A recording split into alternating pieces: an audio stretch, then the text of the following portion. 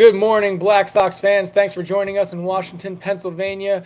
We are here in today's matchup versus the Keep Doubting Bees against the ROJO Sox. Pitching today for the Keep Doubting Bees will be Max McDowell.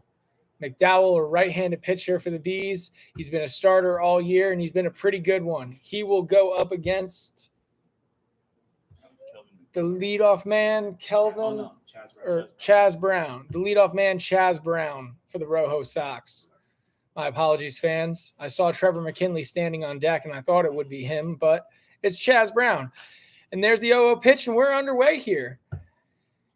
It is a beautiful day here in Washington, Pennsylvania. We've got the sun shining. We've got a couple clouds to break it up, and we've got a nice little cross breeze flying in here and there. So the first pitch of the game was a foul ball down the third base line. That'll move the count to 0-1. And there seems to be some confusion going on as we don't know where the baseballs are. But now the umpires have got them. We're throwing them around. And we're going to get underway here again in just a quick second. Some talking going on. And while we're waiting on the action to continue, let's go around the horn for the Keep Doubting Bees. Behind the plate, we've got Roland Marcano. I believe this will be his first start of the season. Over at third base, we've got Kyle Robinson. At shortstop, we've got Trey Hunt. At second base, we've got Spencer Henn. At first, we've got Antonio Brown. In the outfield, we've got JaVale Barnes in right, Derek Hurt in center, and Nate Thompson, I believe, in left field. And we are back underway here with the action. I believe that's Omar Artson in center. Omar Artson in center? I believe so. He's got the red shoes. I believe you are correct, but I know that Hurt also wears red cleats as well. That's Artson. It's Artson, definitely? All righty, that's Omar Artson in center field. Oh. And Chaz Brown hits a high fly ball to left field, deep and foul. So McDowell escapes the leadoff home run there by about roughly 15 to 20 feet. And we will settle back in here as the count is 1-2. McDowell gets his sign, kicks, and delivers. That's a fastball taken upstairs for ball two. That'll move the count to 2-2. Trevor McKinley waiting on deck. He had a nice off day yesterday as he is fresh and looking to get back to the beginning of the third roster block, Trevor McKinley, as Chaz Brown hits one high and deep into left field, and that one is definitely fair, and that one is definitely gone. A leadoff home run for Chaz Brown as he gives the ROJO Sox an early lead. The score is 1-0 now. Wow. They had a good fight going on there, and he hit one far and he hit one foul, but he makes the adjustment, straightens it out, and puts it deep into left field right over the Washington and Jefferson sign. Or hitting, the Washington and Jefferson sign. But McDowell is right back to it as he throws a first pitch ball to Trevor McKinley. McKinley, previously mentioned, he was red hot at the start of this third roster block. Had, I want to say, 3 home runs in 4 games. Has cooled off a little bit, so he got the day off yesterday. But he is looking to add on to his third roster block stats. As McDowell misses with the curveball there, that'll make the count 3-0. McDowell being very careful. He gets a sign, kicks. The 3-0 is a strike on the outside corner. Fastball, strike one. Count is now 3-1. Talking about the hitter a little bit here, Trevor McKinley was signed to the Evansville Otters and the Empire State Grays as he pops one up to shortstop Trey Hunt. who makes the easy catch for out number 1. So McDowell falls behind 3-0 to McKinley, but battles back and gets the out here as the first out of the game is recorded. And that'll bring up Slayton Vaughn.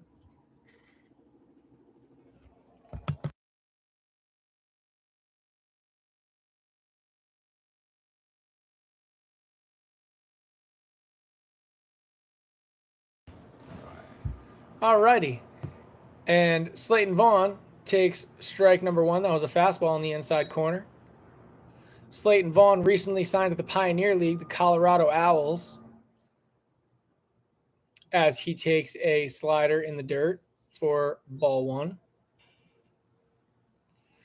Vaughn, a tall drink of water, standing in at 6'7",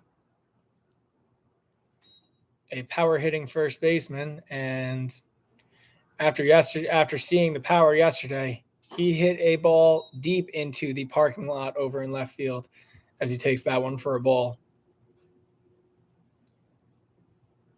I was personally tracking one home run, and then I was out there in left field and saw another ball just screaming over my head and went well past where I was. And he takes another ball there for 3-1. Country man, Texas man, hit it a country mile. Let's see if he does it again here. As McDowell gives him the 3-1, and that fastball runs a little inside on him. That'll give Slayton Vaughn a walk and bring up Jarrell McDade. McDade was another hot bat at the start of this third roster block, having a couple and a half home runs himself in a stint of games. Not quite sure when his most recent home run has been. Was it yesterday? It was this week, so he is still in his hot streak as he takes a fastball outside for ball 1. Slayton Vaughn leading off at first. Jarrell McDade, big swing, missed. And that'll make the count 1-1.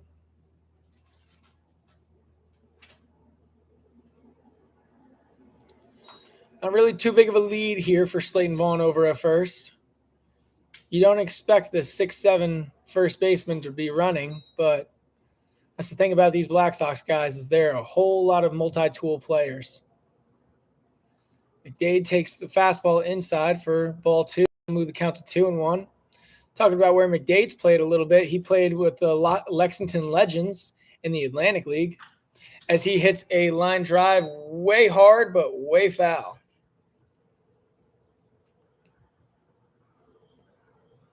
That'll move the count to 2-2 here. It's 1-0 here in the top of the first. That one run came up off a leadoff home run by Chaz Brown to give the ROJO Sox an early lead. We're 2-2 here with one out, and the pitch to McDade as he grounds one over to Robinson at third base. He fires over to Spencer Henn, and Henn fires over to Brown. They get him at second, but they don't get McDade at first. Oh, they do get McDade at first.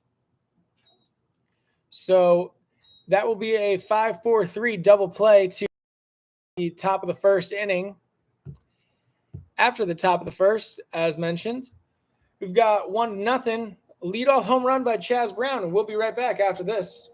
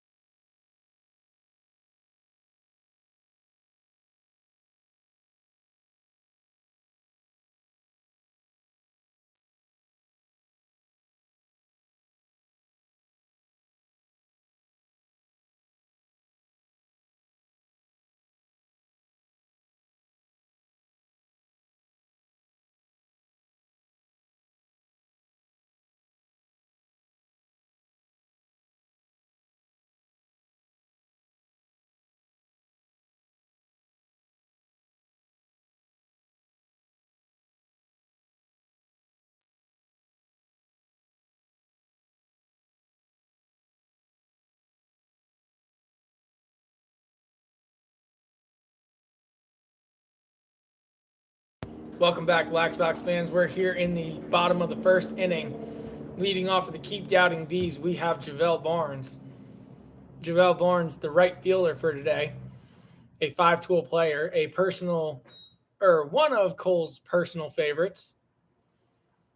He had nothing but good things to say about Javel the day that he was broadcasting, exclaiming that he was a five-tool player, and I agree as he grounds one over to Jared Antone over at third base, fires over to Slayton Vaughn at first for out number one. And that'll bring up Omar Artson. Artson, a rich history in the game of professional baseball. He was first originally with the Detroit Tigers in affiliated ball. Then most recently has been signed to the Lexington Legends as he takes a fastball low and outside for ball one.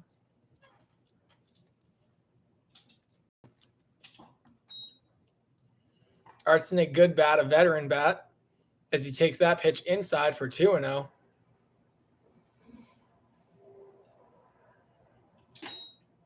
And that fastball is outside to make it 3-0 now. Artson way ahead here of McMiller, who is the pitcher today for the ROJO Sox. And that fastball misses outside, so Artson will be aboard here with a 1-out, 4-pitch walk. That'll bring up Kyle Robinson.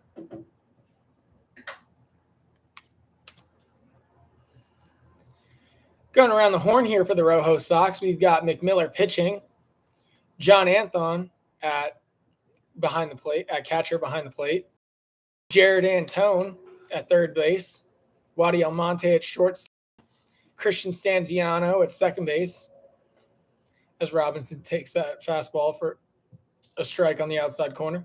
That's Mike Thiessen. My apologies, folks. That's Michael Thiessen, actually, not Kyle Robinson. Is Thiessen playing third today, too? I'm not sure. I haven't seen him. Well, Thiessen pops up to McDade in right field for out number 2 for the Killer Bees. I'll bring up Trey Hunt. Trey Hunt played for P.J. Phillips, who is the Lexington Legends manager, back in 2019 when he played for Generals in the Pacific Association.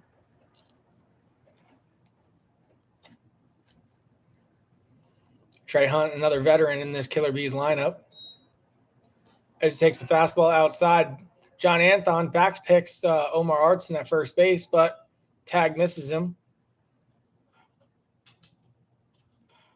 The pitch was ruled ball, so the count is 1-0.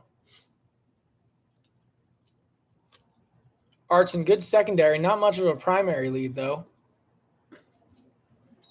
As that fastball now misses outside again, that'll be 2-0. That's 6 straight balls in a row.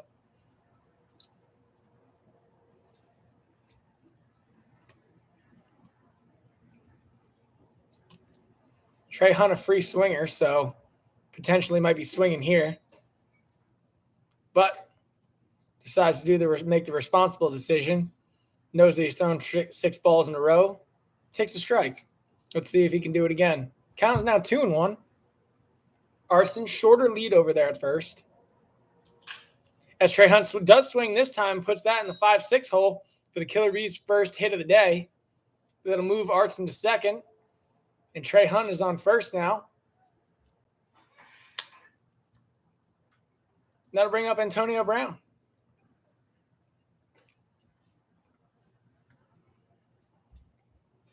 Brown, a Southern Shores League guy, if I'm not mistaken.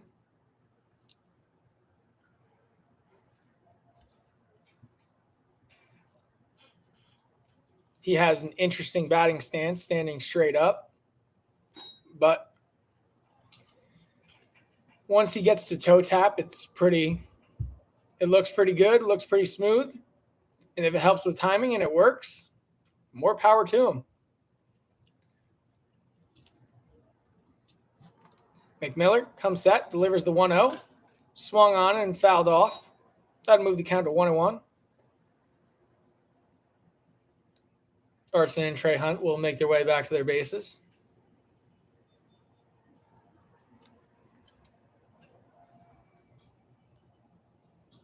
We've got 2 outs here.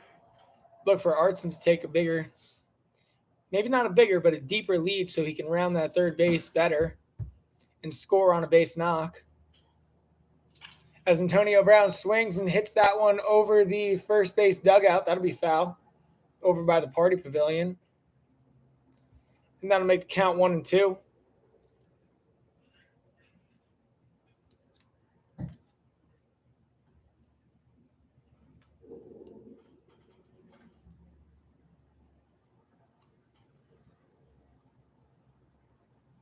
McMiller ahead here of Brown. Defense shaded a little bit over. Santiano not exactly playing a shift, but not exactly covering that 4-3 hole.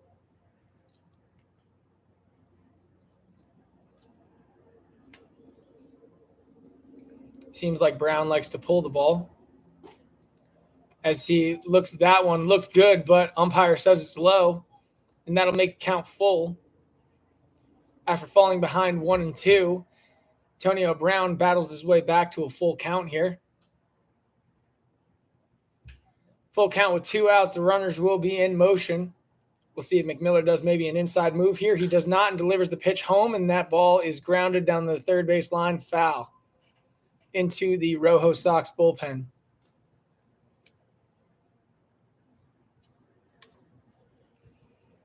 Nick Dabrowski coaching third for the Killer Bees. He'll get the ball back and throw it into the ROJO dugout.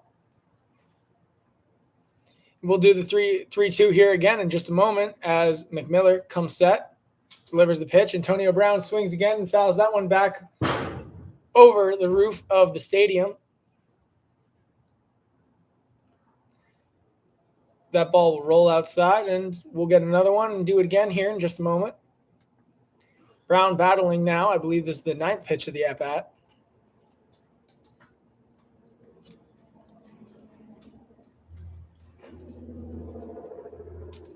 Full count from Miller. This one is in play. Is it over the left fielder's head? It is. It hits the left field wall and bounces. This will certainly be 2 runs as Antonio Brown has a 2-out double to drive in 2 runs here in the bottom of the first inning. So after Chaz Brown hits a leadoff home run for the ROJO Sox, Antonio Brown has something to say about it as he scores Artson from second and Trey Hunt from first to give the Killer Bees the lead now 2-1 here in the bottom of the first inning. And that will bring up Nate Thompson. I believe the DH today for the Killer Bees as he looks at a fastball in the inside corner for strike 1. Nate Thompson was played in the Yinzer League in 2020 here with the Road Warriors. As he lines one over Almonte's head at short, that'll be a single. Antonio Brown trying to score from second as he is in there safe. As the throw bounces a little bit over Anthon's head, and Nate Thompson smartly goes to second base on the throw. That'll make it now 3-1 here in the bottom of the first inning in favor of the Killer Bees. And that one will bring up Kyle Robinson.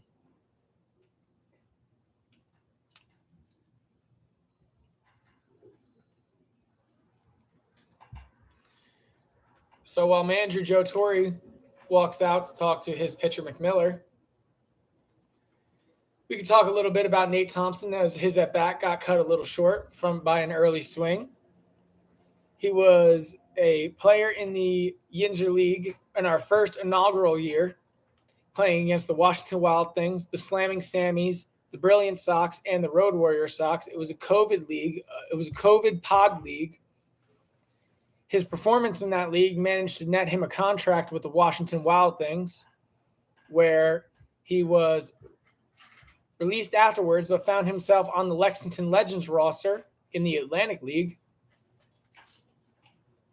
And now we're getting back into the action here as Kyle Robinson steps into the box. The 0-0 to Robinson as he grounds one over to Jared Antone at third base. Fires over to Slayton Vaughn at first, and that'll be out number 3. So the Killer Bees strike back against the ROJO Sox. They scratch 3 runs in the bottom of the first inning here. We're going into the top of the second. It's 3-1, and we'll be right back after this.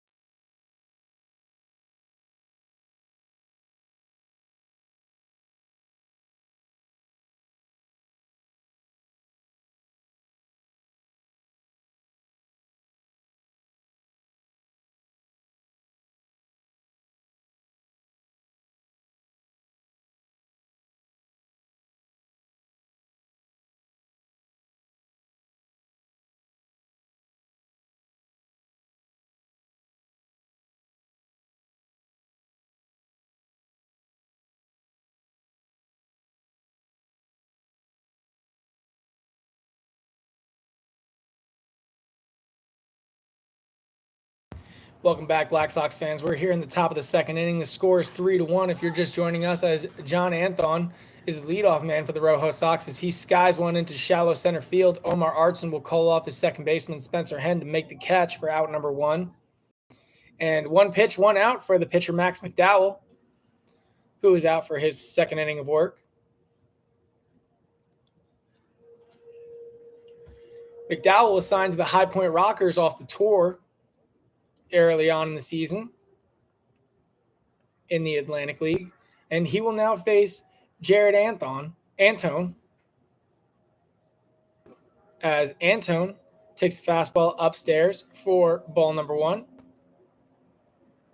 Antone was signed to Sioux City last year in the American Association as McDowell delivers the 1-0, and Antone swings and hits a high fly ball into mid right field, and JaVale Barnes is there to make the catch. That'll be out number 2. 3 pitches, 2 outs for McDowell now, as that'll bring up Jim Kennedy.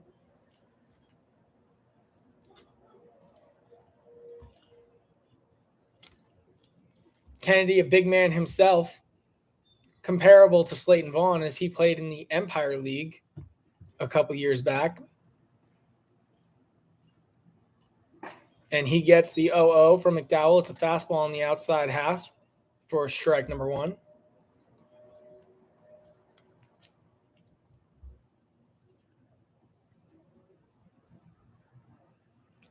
The 0-1 from McDowell. Swung on and fouled straight back into the catcher. That'll make the count 0-2 as McDowell is ahead of Kennedy now and might have room to play around here. His pitch count is certainly low. We'll see if he goes for the punch out or just goes for the quick out.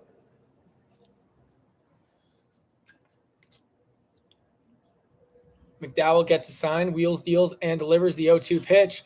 That swung on and hit into left field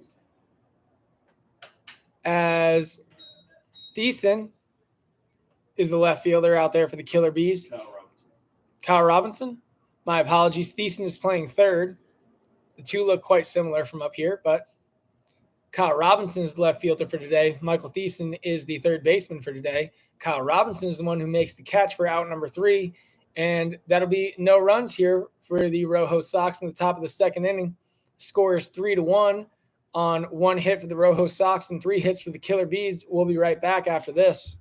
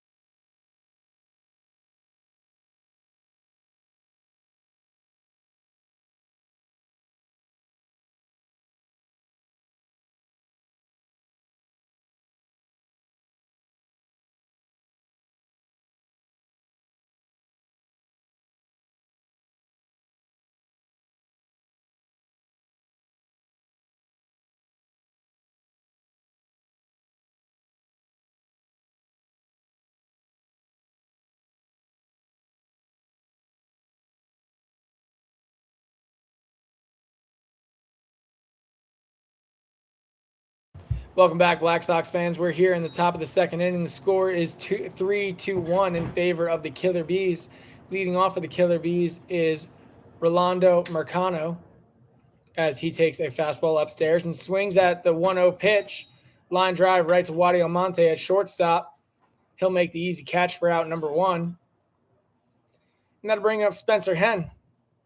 Spencer Henn was signed to the Southern Illinois Miners last year in the Frontier League, and this year was signed to the Wild Health Genomes in the Atlantic League before coming here to the Yinzer. Spencer Henn been around for a while as McMiller gives him a changeup that misses inside. That'll be ball number 1.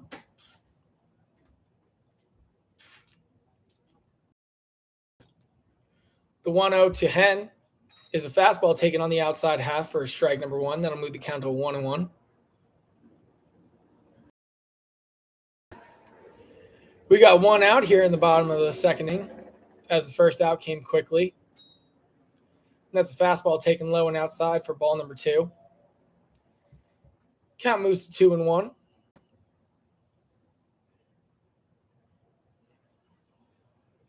McMiller, a new guy to the Yinzer, as he throws a fastball up and in. That'll move the count to 3-1. McMiller, a tall drink of water himself, as the ROJO Sox are really going for size this game. As Spencer Henn lines that one into left field, that'll be down for a base hit. Fielded by the ROJO Sox left fielder. And Spencer Henn is aboard with a 1-out single. That will bring up right fielder Javel Barnes. Barnes, a fast guy and a bunting threat always, no matter what the count, what the situation. He is not afraid to just take his single. So Antone will be playing a little bit up. Holding on the runner at first, so he is playing a little up as well. Almonte, not as deep double play depth would suggest, considering there's a possibility for a push bunt. But it seems like he's swinging away here as he fouls off the first pitch that he sees. That makes the count 0-1. Stanziano playing deep double play depth. Outfield shade a little bit towards left as McDade is in right, McKinley is in center, and can't quite tell who is out there in left for the ROJO Sox. I believe that's Chaz Brown. Barnes, big swing, fouls that one off. That'll make the count 0-2.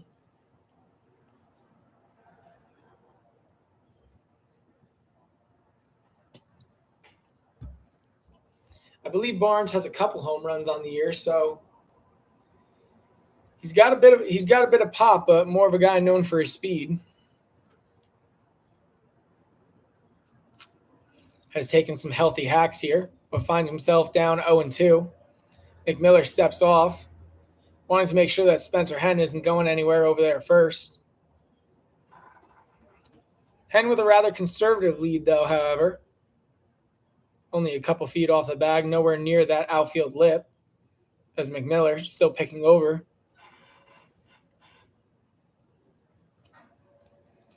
Potentially taking away the possibility for a hit and run,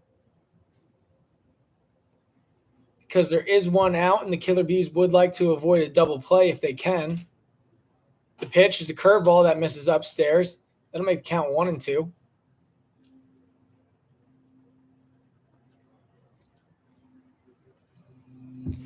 McMiller looking for a double play.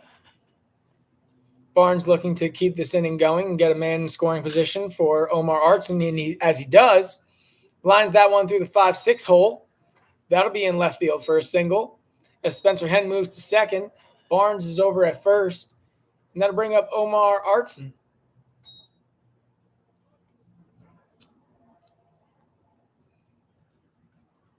Omar, we talked about him already. Some affiliated time, some Atlantic League time. A veteran dude and a great hitter. He's got a chance to do some damage here with a runner in scoring position and a very speedy guy over there at first. Could definitely score on a double in the gap, standing up easily.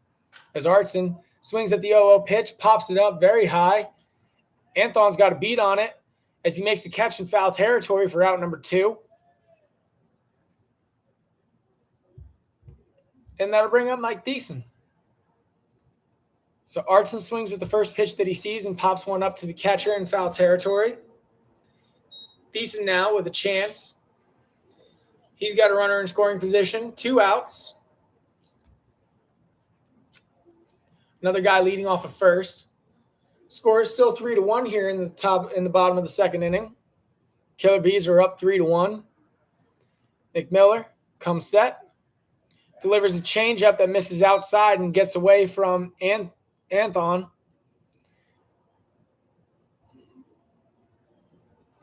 Potentially ruled a pass ball, as that one didn't seem to bounce or anything. But pass balls are very tricky and don't come along very often. So we'll have to see how it gets ruled later on. Regardless, now Thiessen has 2 guys in scoring position. JaVale Barnes at second, Spencer Henn at third, 2 outs here. As that pitch is taken on the outside corner for a strike. That'll move the count to 1-1.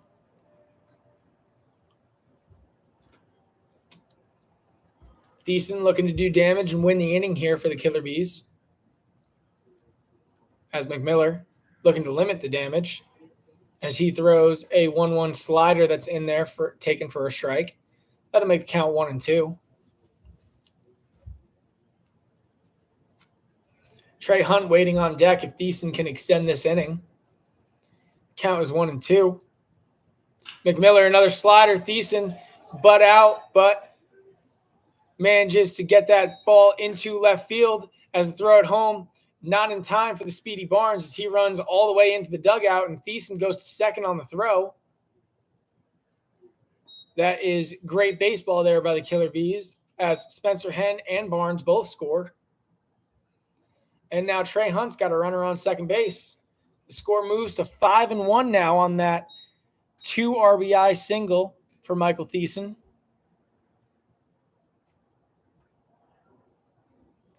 And Trey Hunt looking to keep it going. Pass it to Antonio Brown, who's waiting on deck. McMiller gets his sign. Thiessen leads off a second. Trey Hunt hits one into the ground over at third. Jared Antone's got a beat on it. Throws over to Slayton Vaughn at first to make the out for out number 3. But the Killer Bees strike again here in the bottom of the second inning. They score 2 runs to make the total score 5-1 in favor of the Killer Bees. And McDowell will make his way back out onto the mound for his 3rd inning of work. We'll be right back with that after this.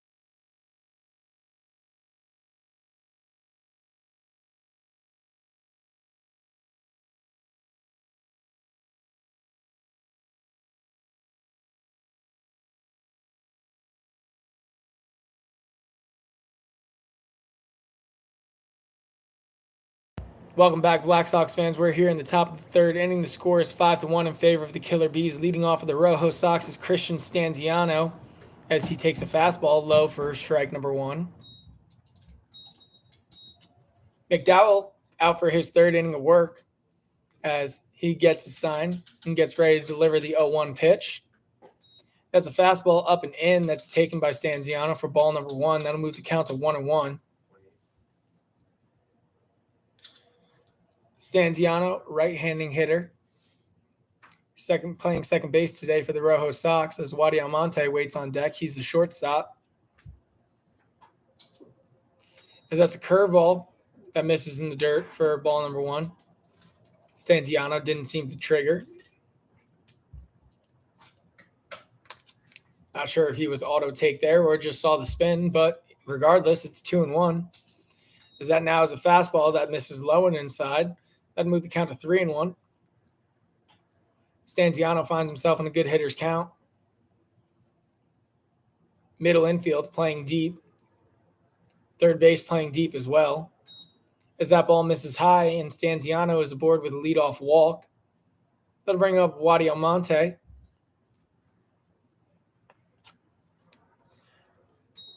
Almonte, solid defending shortstop.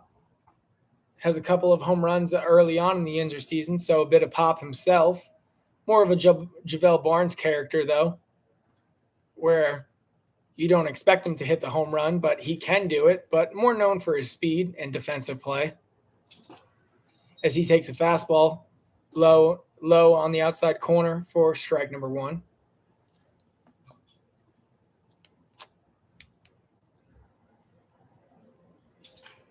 Almonte lays down a bunt. Thiessen's got to come up with it quickly, but Almonte is aboard with a bunt for hit single as the throw took Antonio Brown off the bag. And the ROJO Sox have runners on first and second with no outs. That'll bring up Chaz Brown. Chaz Brown got the offense started for the ROJO Sox, leading off the game with a home run.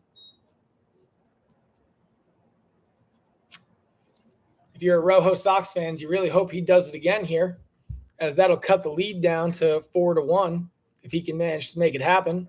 4-5, my bad. Big swing on the fastball on the outside corner. Misses at it, though. That'll be strike number 1.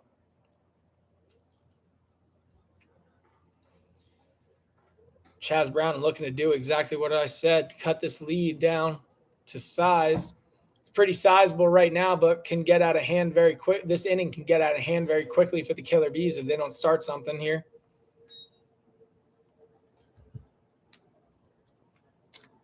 McDowell misses inside with a fastball. That'll make the count 1-1.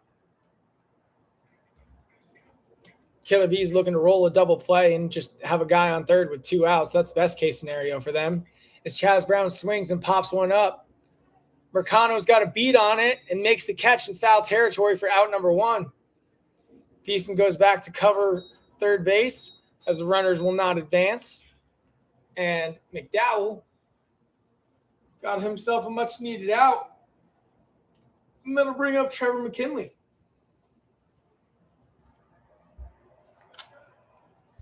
McKinley popped up to the shortstop in his first at-bat.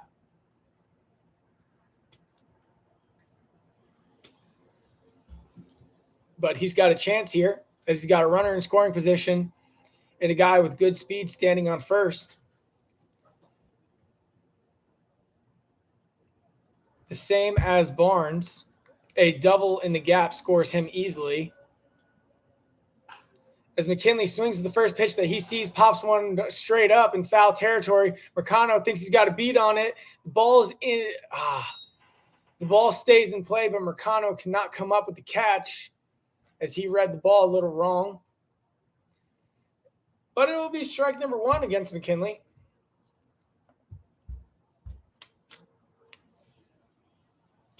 Mercano was battling the sun there, battling the wall, battling the ball, just fighting on too many fronts. As that ball was right up against the wall. The 0-1. McKinley swings, and that's a line drive into left field. Stanziano will hold up at third. And now the ROJO Sox have a chance for their big guy, Slayton Vaughn, stepping into the box with 1 out here in the top of the third inning. Bases are juiced. Christian Stanziano at third, Wadi Almonte over at second, Trevor McKinley over at first, and the big guy in the box.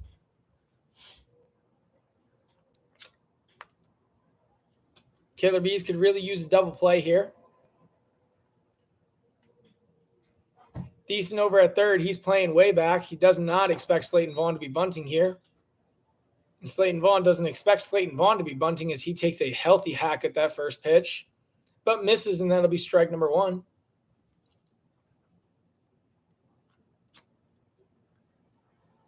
Killer Bees infield looking to roll a double play here. As the fastball misses inside, that'll move the count to 1-1. Comebacker to McDowell. I imagine he will be going home before they try and get the force out at first. Vaughn swings and hits that one into the infield as Spencer Henn makes the easy casual catch. Infield fly rule was in effect there, so easier just to make the catch and not let the runners advance at their own free will. Couldn't drop the ball and just go to home and then go to third, as that's what the infield fly rule is there to protect. As now Jarrell McDade steps into the box with the bases still loaded, and he's got 2 outs now, so a sac fly will not do a job. However, a home run will, and a home run will tie this game as he takes the 0-0 pitch, a fastball on the outer half for a strike.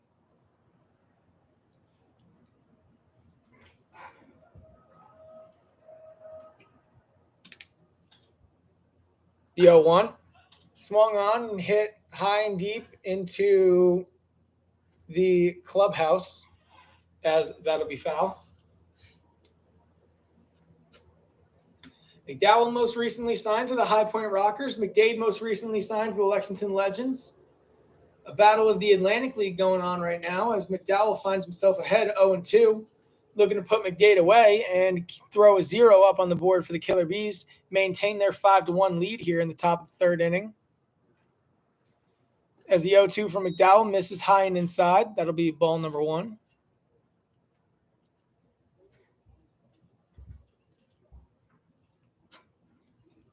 McDade not really moving on that pitch as he didn't think it was anywhere close to him. And that ball is a line drive hit into foul territory, more specifically the ROJO Sox bullpen, as one of the players down there in the pen managed to escape with their teeth still intact.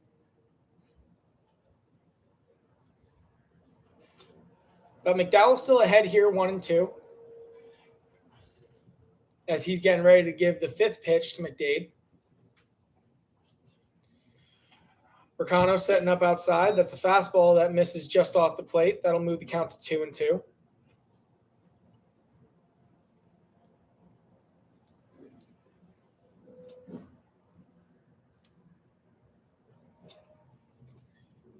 McDade not going gently into that good night as he is about to see his 7th pitch of the at-bat. Swung on and fouled off down the third base line. That'll keep the count at 2-2.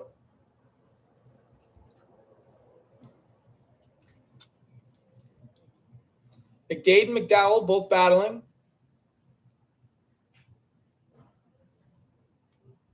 A lot of mix on the field. We've got McDowell on the mound, McDade at the plate, McKinley on first.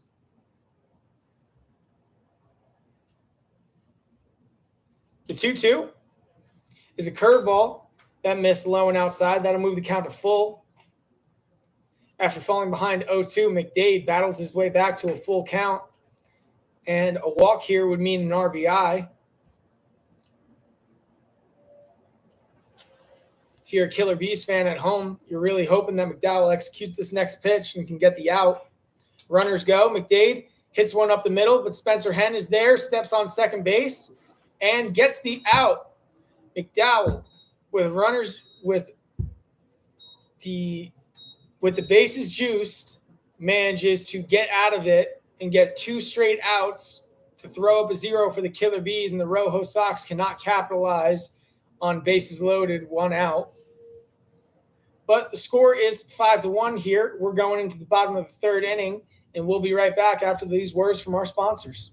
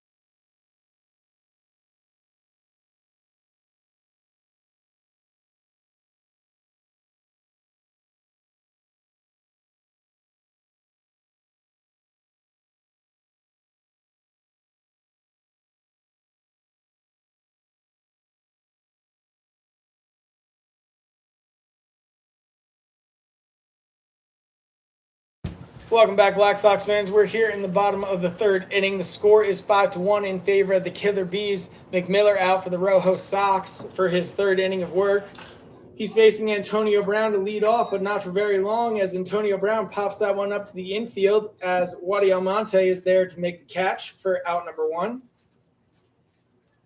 2 pitches, 1 out for McMiller in the bottom of the third inning. In the first 2 innings, the Killer Bees have managed to scratch runs in both. 3 runs in the first, 2 runs in the second. That'll bring up Nate Thompson, as Nate Thompson takes a changeup on the inside corner for a strike. Nate Thompson, we talked about what he's done and where he's played. Good hitter, as he now takes a curveball on the inside corner for strike number 2. Thompson known to hunt fastballs, so McMiller not really giving him one as he throws changeup curveball. We'll see what he comes back with here. Now he throws the fastball, but that misses outside. That'll move the count to 1-2.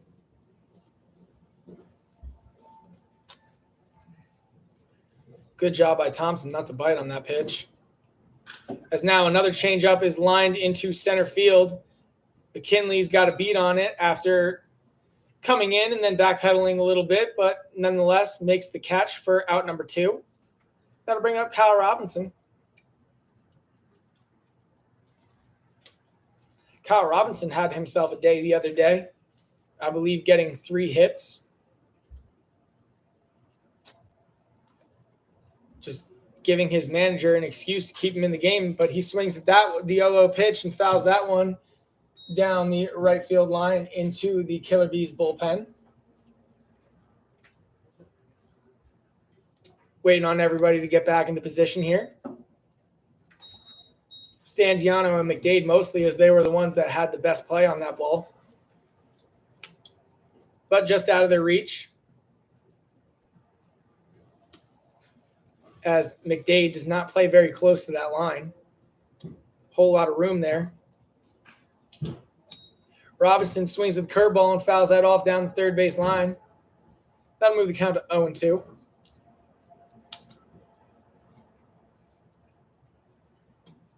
McMiller, after surrendering 5 runs in his first 2 innings, has a chance to get out of this one quickly and hang a 0 for the ROJO Sox as he throws a curveball that misses low and outside for ball number 1. McMiller, a guy with good size and a good life on his fastball, so that slow curveball really gets you. As Robinson swings at that slow curveball, grounds one softly over to Almonte, who makes a throw to Slayton Vaughn at first, and records the 3rd out of the inning. So going into the top of the 4th inning, we've got a quick inning as McMiller goes 1-2-3. Score is 5-1 in favor of the Killer Bees, and McDowell will be out for his 4th inning of work. We'll be back right after this.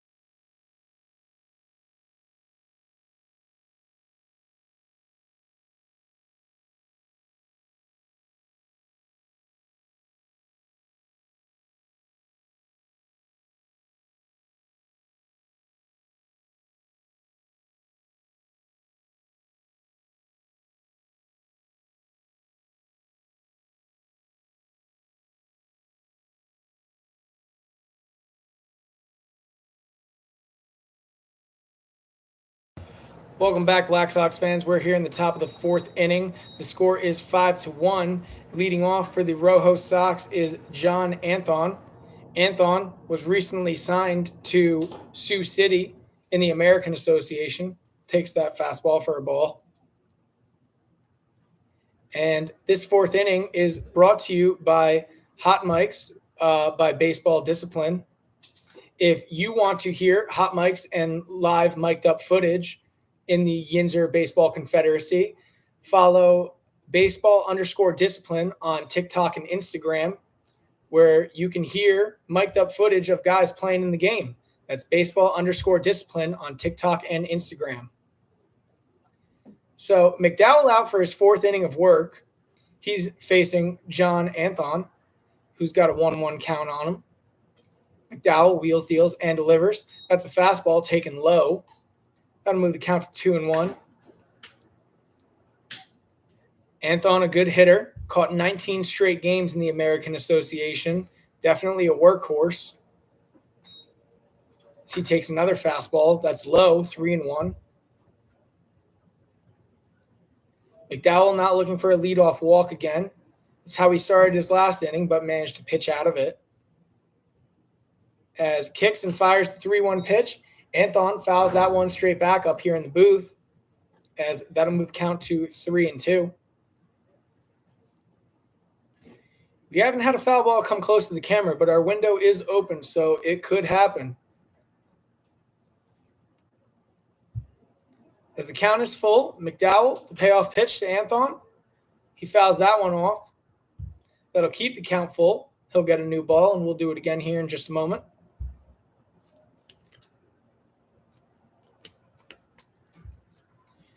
Anthon hit a home run yesterday in his first at-bat.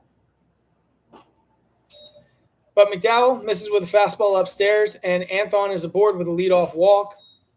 That'll bring up Jared Antone. Antone, another Sioux City guy.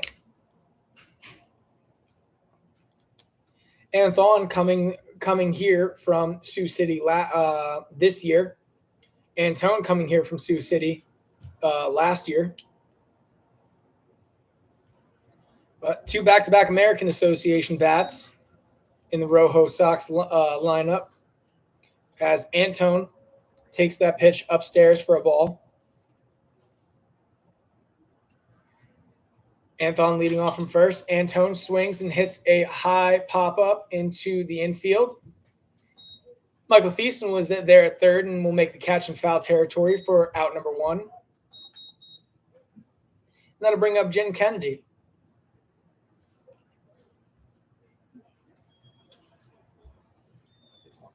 Kennedy, a big man.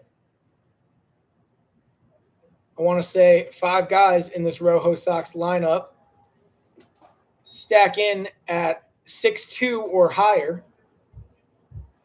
So they definitely have the size. Kennedy takes that one for a strike. Anthon, conservative lead over there at first. Not much of a primary. A couple steps of a secondary. He is on his 6th straight game of catching here in the Yinzer Confederacy, if I am not incorrect. Potentially 6 to 8, somewhere around there. Not really expecting him to be a stealing threat, but you never know with these Black Sox guys. They don't play into stereotypes. We have catchers and first basemen that steal bags all the time. And it's when you think they're not going is when they go. Anthon more of a lead now. Kennedy swings, misses for strike number 3. That'll be McDowell's first strikeout on the day. Ricano backpicked Anthon at first, but he was in there safe. So we got 2 outs here in the top of the 4th inning, and that will bring up Christian Stanziano with John Anthon leading off of first. Anthon goes, gets a jump, and is in at second safe. What did I tell you about these Black Sox guys? Just because he's a catcher don't mean he can't run. Gets a great jump there and slides in safe at second. Now Stanziano is batting with a guy in scoring position with 2 outs here. So a base knock should score him. The pitch was ruled a ball. And Stanziano swings at that one now. That'll be down. Barnes fields it, throws home. Anthon holds up at third, but the throw is way off, and Anthon will jog into home. Stanziano will take second and now take third. Okay, so a hit and an error by the right field, throwing error by the right fielder will score Anthon and have Stanziano on third base. So what should be runners on the corner is now a runner on third with 2 outs for Wadi Almonte. If Almonte can get a single here, that run will be earned. If not, then that run will be unearned. If you're a Max McDowell fan, specifically, you're really rooting for just a quick out here. But now the score is 5-2, nonetheless. As McDowell, the 0-0 to Almonte, and Almonte half swings and hits it to Barnes, line drive. Right at him, though, as he makes the catch and records out number 3. Going into the bottom of the 4th inning here, the score is 5-2 in favor of the Killer Bees as the ROJO Sox scratch their second run of the game there. And we'll be right back after this.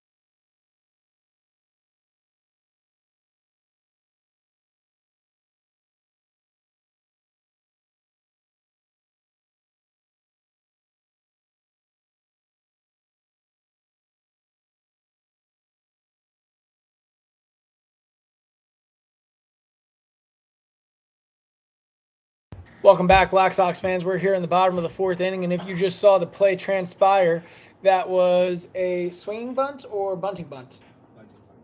A bunting bunt, but Jared Antone, the third baseman for the ROJO Sox, came in running on a great play to throw the catcher Mercano out at first, and 1 pitch, 1 out for McMiller, and that brings up Spencer Henn. Spencer Henn, the owner of one of our sponsors, Hen Cuts. If you're in the Pittsburgh area and in need of a fade, why not come on over to Hen Cuts? McMiller. The 1-0 pitch was a fastball taken outside for ball number 2. That'll move the count to 2-0. Anthon tried to do a good job framing that, but the umpire not biting. As now that's a changeup on the inside corner for strike number 2. That moves the count to 2-1. Love to see the pitch mix from McMiller, as not afraid to throw that 2-0 changeup. Now throws a fastball that gets by Henn for strike number 2, or not necessarily getting by him, just fouls it off, and he was late on the pitch. So changeup does its job to mess up timing and steal a strike. And now the fastball does its job. And we'll see what McMiller comes back with here. A slow curveball that gets him for strike 3, swinging and missing. As now there are 2 outs here for the ROJO Sox. And JaVale Barnes is up to bat. Barnes making his way into the box. McMiller working quickly here. He's thrown 5 pitches, recorded 2 outs. Look for Barnes here to have a longer at-bat, as you can't really let the guy get away with throwing 6 pitches in 1 inning. He does just that, takes the first pitch. That was a curveball, low and outside for ball number 1. It was a count to 1-0. Pitch from McMiller is a fastball outside. Moves the count to 2-0. Barnes now potentially looking to take a strike now. We'll see if McMiller comes back with that 2-0 changeup. He doesn't. Instead goes for the fastball outside, but misses outside, and that moves the count to 3-0. I really like that 2-0 changeup from McMiller. I feel like it got him locked back in, but doesn't elect to go to it there on the 2-0 count. Instead now goes for a fastball inside for the 3-0 count. Gets a strike, and that makes it 3-1. Now Barnes has done his job, can swing away if he so chooses, and he does choose as he hits that one into foul territory over by the Wild Thing deck, out of play, and that'll make the count full.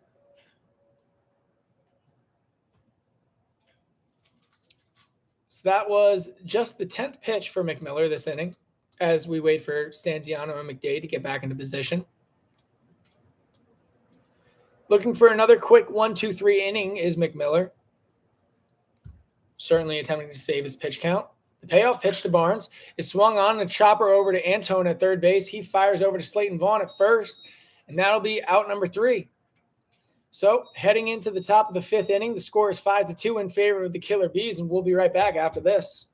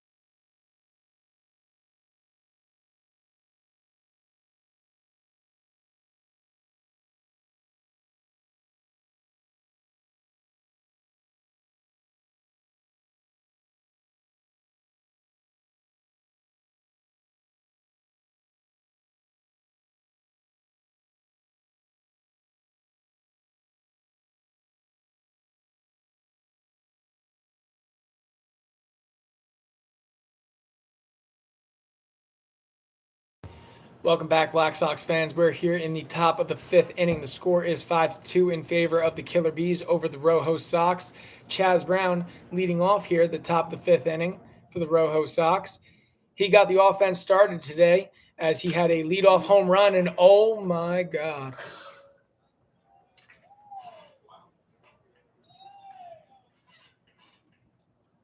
Houston, we have takeoff.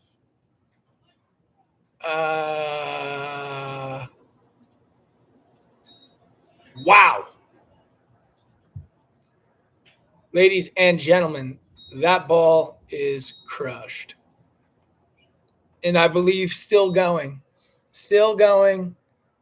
Still going, and I can't see it anymore. Dear Lord. So Chaz Brown with another leadoff home run manages to give the ROJO Sox their third run of the game. The score is still 5-3 in favor of the Killer Bees, but might have just sparked something with Chaz Brown. And now Trevor McKinley steps into the box. Keegan, what did McKinley do in his last at-bat? McKinley had a sharp single in his last AB, and he flew out to shortstop in his first AB.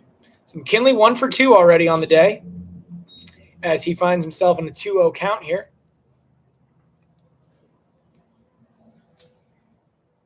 McKinley, multiple signs to the Frontier League. Good hitter. Was red hot to start this third roster block. Swings and hits a chopper down the first base line. That'll be foul, fielded by first base coach Colin Miner.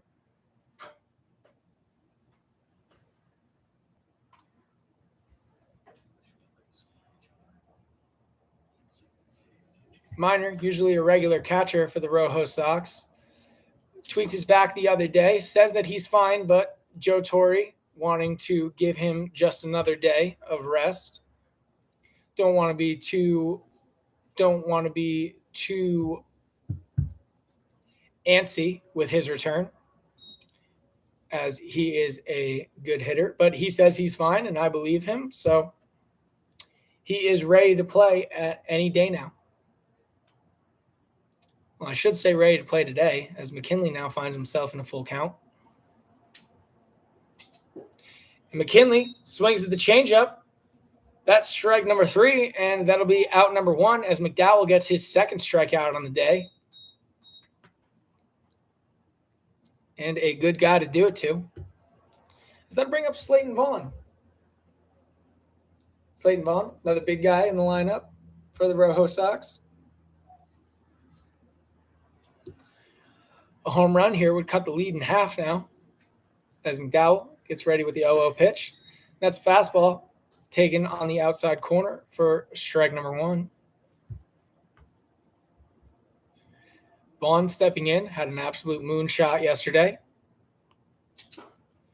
Big swing, big miss as he now goes down 0-2. Keegan, what's Vaughn day? What has Vaughn done today so far? Vaughn walked on 5 pitches in his first at-bat and flew out to second base in his second AB. So Vaughn over 1 with a walk now. Looking to potentially make that 1 for 2. But he's found himself in a hole here as he's 0-2. We've got Jarrell McDade waiting on deck. But in order to get to him, Max has to first get through the big guy Vaughn. As he swings and misses at that pitch now, McDowell's got his 3rd strikeout today and 2nd strikeout in a row. Might be feeling himself in a rhythm. And Jarrell McDade steps into the box. Keeks, what has he done so far today? McDade grounded into a 5-4-3 double play to end the first inning, and he also had a fearless choice 4 unassisted to end the third. So McDade 0 for 2 just on the day. We'll see if he can't make an adjustment to McDowell's pitching here. McDowell misses upstairs with the fastball to make the count 1-0. We've got 2 outs here in the top of the 5th inning. Score is 5-3 in favor of the Killer Bees. McDowell, the pitcher for the Killer Bees, finds the inside corner with a fastball for strike number 1. That moves the count to 1-1. This inning started off with a leadoff home run that was hit a country mile, but now McDowell misses upstairs, 2-1. McDowell got 2 strikeouts in a row for the 2 outs that he's got currently. Looking to do the same to McDade. As McDade swings and misses at the changeup, that moves the count to 2-2. Throw gets away from Mercano. We'll get it back to McDowell and get right back to the action here. McDowell back out on the mound now. Gets his sign from Mercano. We'll see if he goes back to that changeup well. And McDade fouls that one straight back into the net. That keeps the count at 2-2. Not quite sure if that was a fastball or not, but if it was, I'm really looking for that changeup.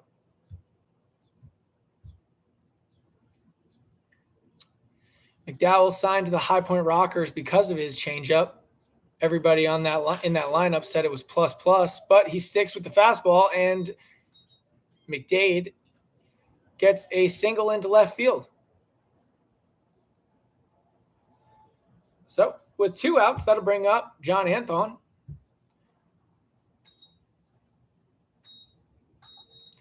McDade, a guy that can steal bags at first base. I imagine he'll be looking to get to second and get in scoring position for Anthon, but maybe not, as Anthon hit a home run just yesterday. So maybe some trust that he can put one out of the park and tie this game up. But that's a ground ball down the third base line on the 0-0 pitch for strike number 1.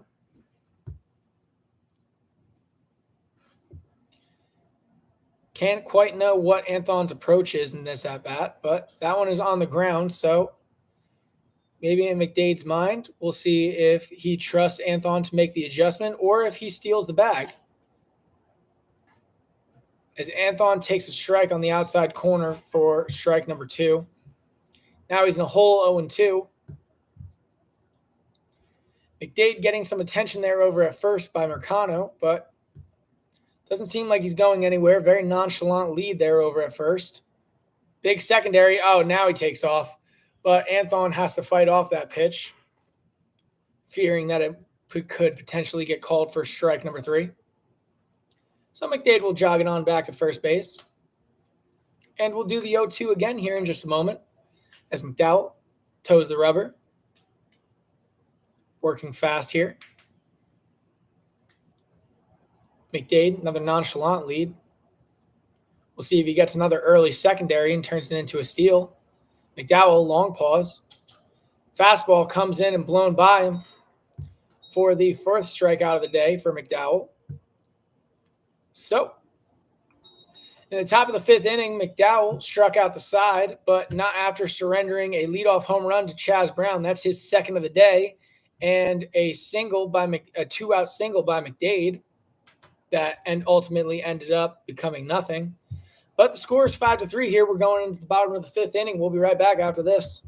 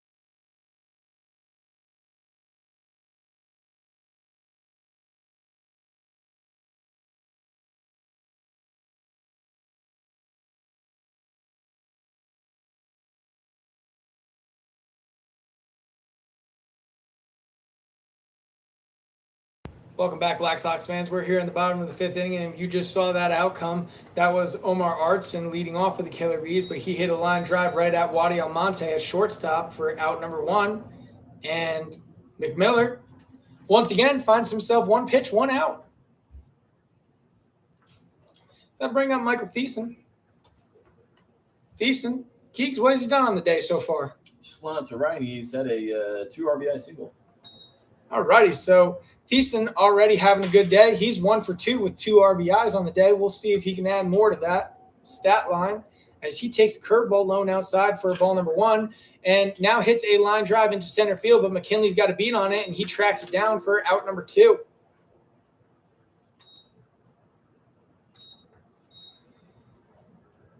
Once again, 4 pitches now for McMiller in this inning and 2 outs. 3 pitches and 2 outs. So Trey Hunt will certainly be taking a strike here.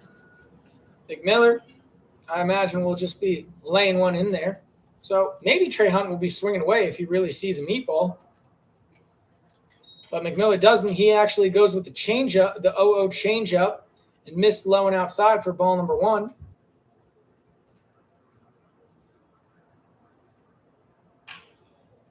Gets another changeup. Trey Hunt, chopper over to Antone at third base. And a good scoop by Slayton Vaughn gets the runner out at first.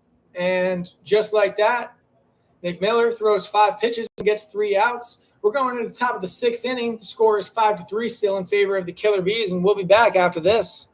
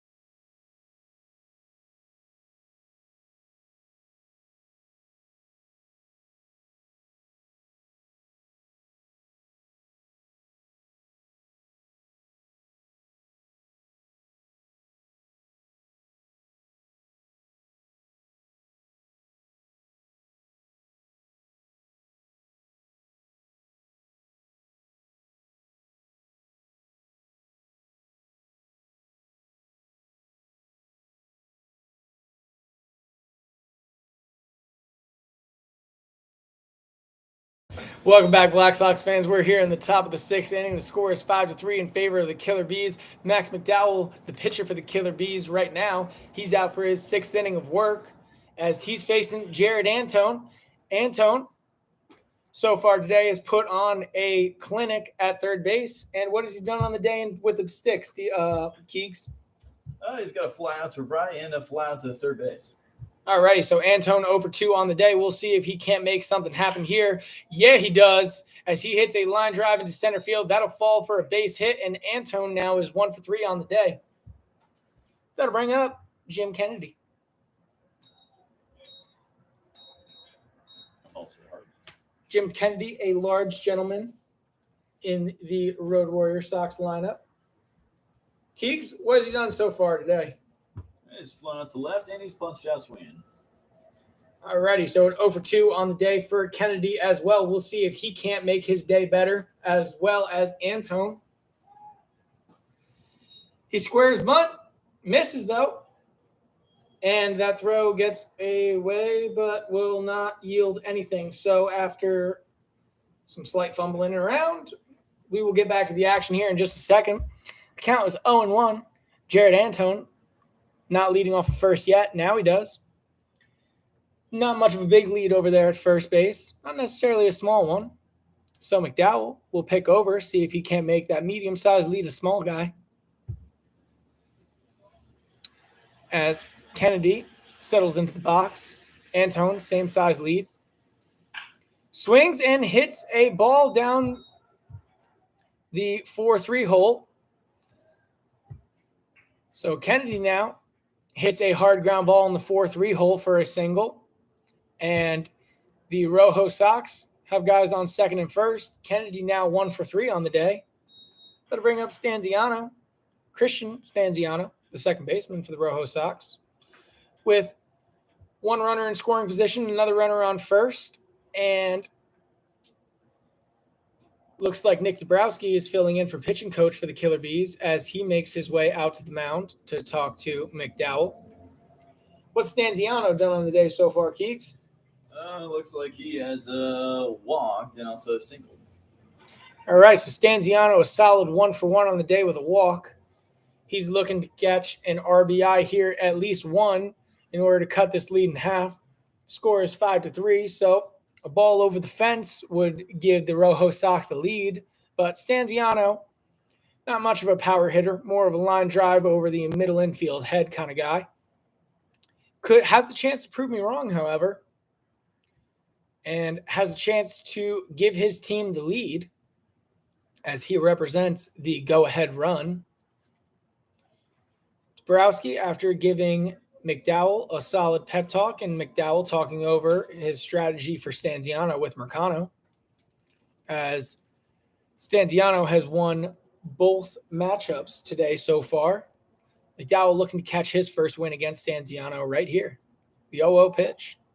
And that's a bunt, but it's down the third base line, foul. And if I am the ROJO Sox manager, I'm looking for Stanziano to swing away there. You're already 1 for 1 with a walk. You've won both battles. Why not go win another one? I'm told no, we're liking the bunt because that is the tying run over there at first base. It's also the personnel that you have to work with. It's what? The personnel you have to work with. It's very good at it. Wadi Almonte. No, stands in the box. Very good at laying it down. Shoot. Oh! As that ball was bunted in the air. Potentially a play for the catcher Mercano, but couldn't move quite fast enough, and the count now is 0-2. I thought my friend here in the booth, Keegan, was referring to Wadi Almonte on standing on deck and his ability to drive in runners, but he was referring to Stanziano's ability to bunt. Stanziano swings and fouls that fastball on the inside half off. That'll keep the count at 0-2, and some lucky fan will go home with a souvenir. So McDowell will toe the rubber, and we'll do the 0-2 again. McDowell looking for a ground ball double play. Stanziano looking to keep his 1,000 on the day alive. And potentially drive in a run. Jared Antone off a second, Jim Kennedy off at first. And that's a fastball that misses upstairs. That'll move the count to 1-2. Some action going on in the Killer Bees bullpen. Raciel Crespo is up and throwing. And Stanziano hits a ball into mid-center field. Omar Artson's got a beat on it. He makes the catch, and the throw is not in time to get the guy at third. So not necessarily a sac fly, but it does move the guy from second to third, as now Jared Antone standing on third base. Jim Kennedy still at first. We've got one out here in the top of the 6th inning, and Wadi Almonte is in the box and up to bat. What did Almonte do his first at bat? His first two at bats, Keegs? He's got a single, and he's also flat out to right. Now, in the last situation, Sanziano, if he had gotten those bunts out, would have been great. You would have had runners at second and third with, one out, considering it would have been a sack. Wadi Almonte, who doesn't strike out a lot, and very good at going to the right side, would have been able to drive in too. Ooh! Oh, he gets him! Almonte tries again for a bunt for a hit, but McDowell fields it cleanly and throws over to home plate, and they cut Jared Antone at the plate. Wow, what a play by McDowell and Mercado, both a team effort combined to make it so that the ROJO Sox do not score here in the top of the sixth inning. But oh no, here comes trouble. This is Chaz Brown, ladies and gentlemen. Chaz Brown so far on the day, a staggering 2 for 3 with 2 home runs. And I can't imagine McDowell will be allowed to face this guy. He's just done too much damage to him already, responsible for the 2 out of 3 runs that McDowell's given up just by himself. Joe out to talk with McDowell. Doesn't look like he's taking him out, potentially looking like he wants to talk strategy. I think he's going to keep him in too. So, I believe Chaz Brown's both home runs have come off of fastballs. Do you throw him one here? Not early, I'll tell you that, but at all even.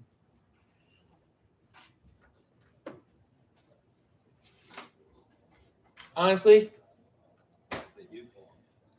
Oh, and they do pull Max McDowell, as the talk was just to give Rafael Crespo more time. So Crespo will be coming in for the Killer Bees in the top of the sixth inning here with 2 outs to face Chaz Brown. And we'll be right back while he throws his warm-up pitches after this.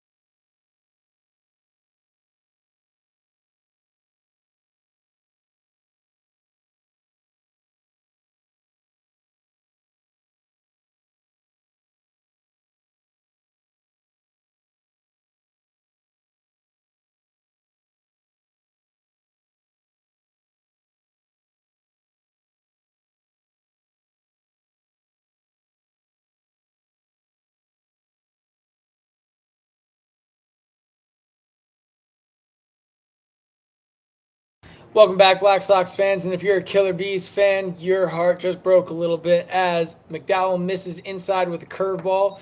Joe Bilardi was the pinch hitter at second base. He was stealing third. Almonte was following him to second. And the throw went over the third baseman, Michael Thiessen's head, in order to score a run there. So, score is now 5-4 in favor of the Killer Bees still, but they're facing Chaz Brown, as Chaz Brown already 2 for 3 on the day with 2 home runs. He's seen now 2 curveballs, both inside, both for a ball. And that's a fastball now that misses upstairs. That moves the count to 3-0, and I can't imagine he's getting anything to hit with a runner with first base open and a runner on second. But then again, the guy behind him is dangerous as well. So, potentially, they don't pitch to him. They pitch around him, and they walk him. That'll bring up Trevor McKinley. The tying run is on second base. The go-ahead run is on first base, and Trevor McKinley is represents the insurance run in the box. We talked about McKinley's pop and what he brought to this third roster block. If you're a Killer Bees fan, you're a little scared right now, as McKinley takes a fastball outside for ball 1.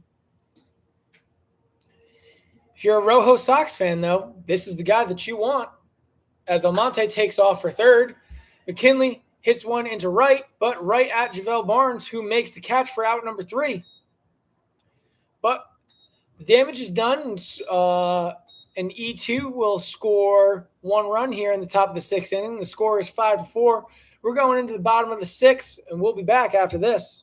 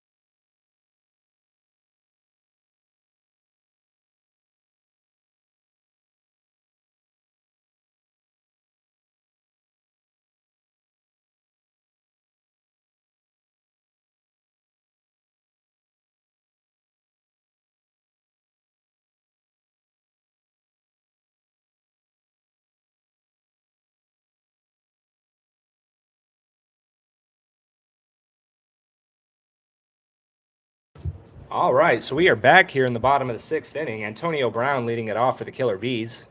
His team with a 1-run lead. First pitch delivered to him is a strike on the inside corner.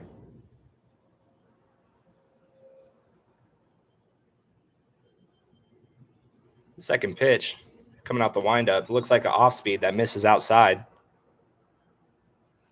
He's been working that off speed pretty well today. Usually when he starts it at the right-hand hitter's hip, it breaks into the zone. Started that one outside, though. Throws it again, and that one stays up for ball 2.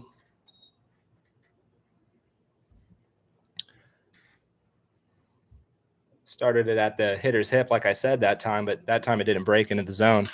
Second pitch is roped in the left field, and that is going to be gone by a mile. That is not even close. The left fielder just turned around and watched it clear the fence. It's a towering home run there from Antonio Brown. Sent that ball back to its maker. So with the solo shot there from Brown, the Bees extend their lead to 2 now, up 6-4. The bottom half here of the 6th inning, this 9-inning contest today.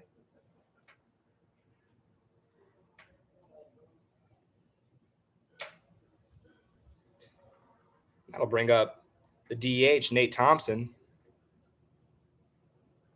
Has an RBI on the day. Flew out to center field his last at bat. He squares up to bunt and pulls back. However, it is a called strike on the outside corner.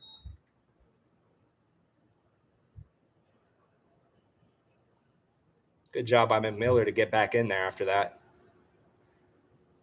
So he delivers the second pitch. That's going to miss in the other batter's box for ball 1.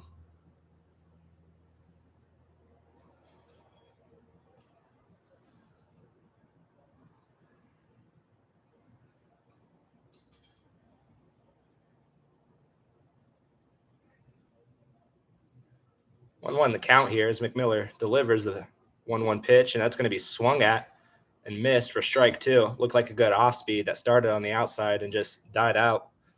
Switter's hitter was well ahead on that one.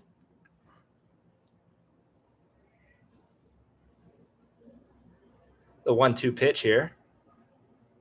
That's going to be fouled back. Good job by the hitter to wait back on that off speed. Looked like he was out in front, but waited back just enough to foul it off and get another chance here. Good pitch by McMiller, too.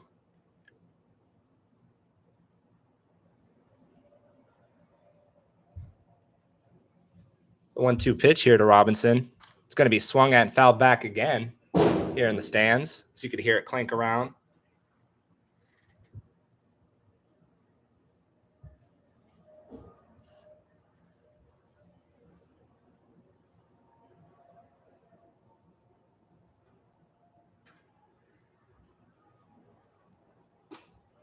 That pitch is going to be just outside. McMiller thought he had a strike 3 looking. Umpire says otherwise as the count moves to 2-2.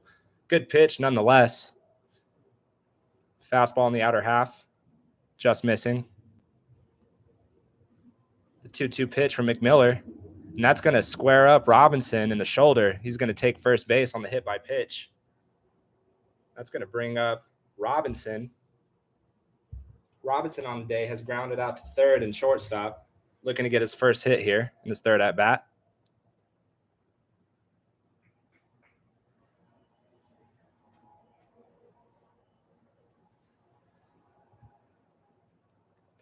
McMiller working out the stretch now with the runner on first. Comes set. Delivers the first pitch to Robinson. He's going to foul that one back into the stands for strike 1.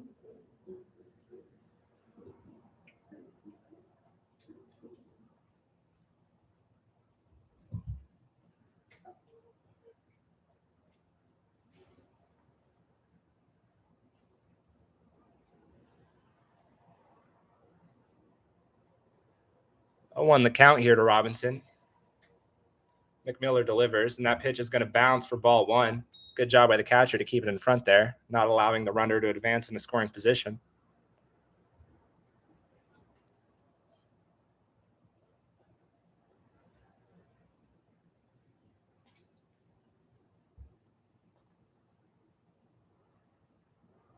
McMiller comes set in the 1-1. That's going to be hit in a right field, very shallow. Right fielder running in. He is going to be able to make the play. Throws it back to first. That's going to be not in time for the double play, though. It's closer than it should have been. Good job by the right fielder, though, to run in and make that play. Good read off the bat. If he read that wrong, that easily could have fallen for a hit. Good job by the right fielder. Oh, they're going to overturn that call at first, actually. That is a double play.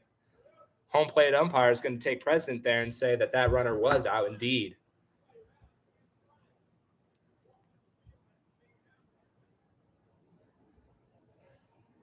Torrey upset that the base runner did not slide back there. It's much closer than it should have been. But with 2 outs, that's going to bring up the catcher, Rolando Mercano. He's lined out to shortstop and grounded out to third base thus far.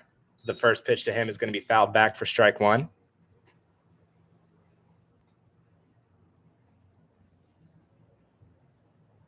McMiller able to work out the windup again now that the bases have been cleared. As that pitch is going to be a fastball that misses outside for ball 1.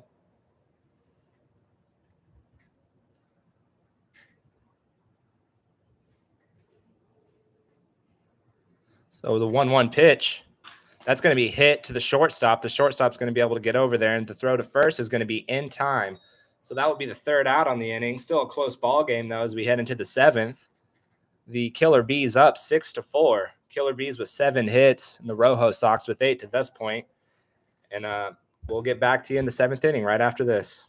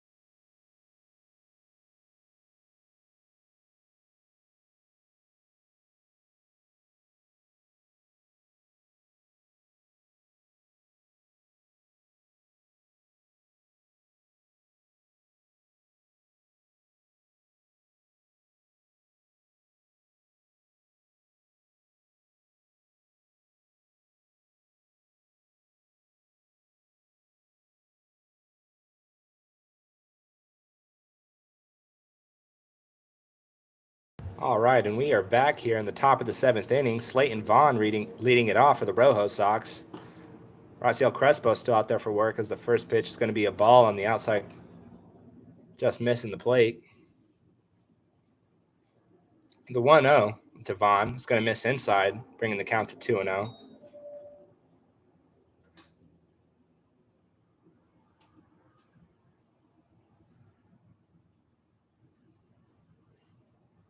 The count to Vaughn here as Crespo delivers the pitch. It's going to be a strike on the outside corner for the first strike of the at-bat. 2-1 now.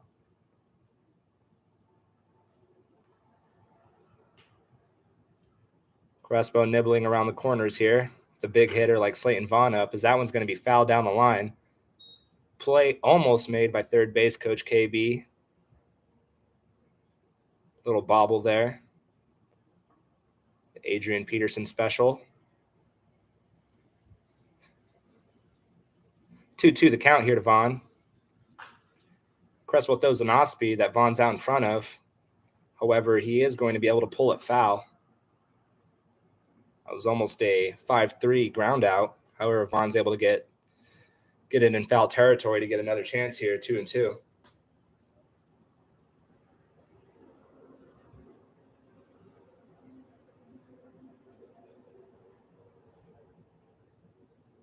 The 2-2 pitch.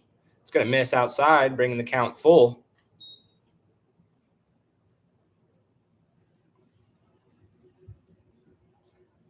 Not a bad spot, but also not a strike. Good pitch nonetheless. And 3-2 pitch from Crespo. It's going to be fouled up and out of play, and we'll do it again.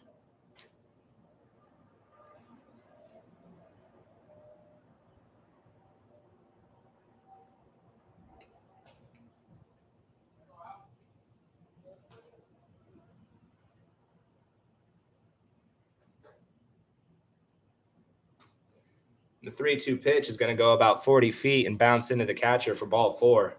Looked like he might have hooked that finger around the seam there on the off speed and just got too much of it and bounced it short.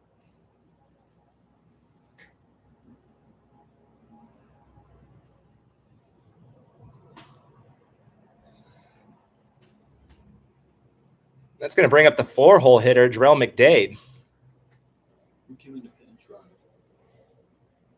We have a pinch runner at first for Slayton Vaughn. We're trying to figure out who that is right now. We'll get back to you on that. It's Jarrell McDade awaits his first pitch from Crespo. He's going to take strike 1. Good job to get ahead there.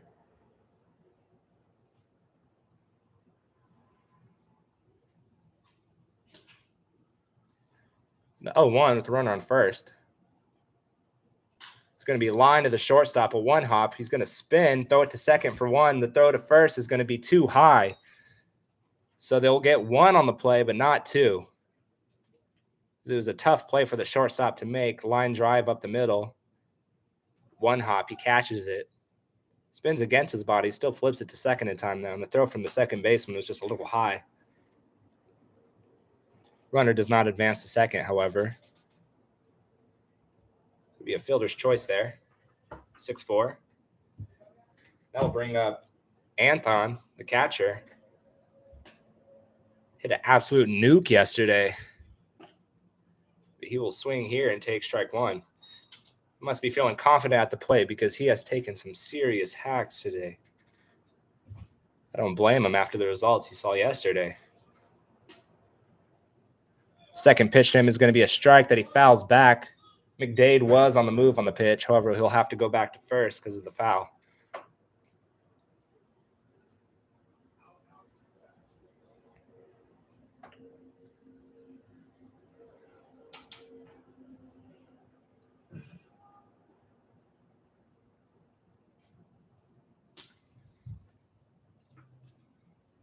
The 0-2 pitch here. Runner bouncing around. He takes off. That's going to be a off speed, well off the plate. No throw there from the catcher, Mercano. It's McDade easily takes second.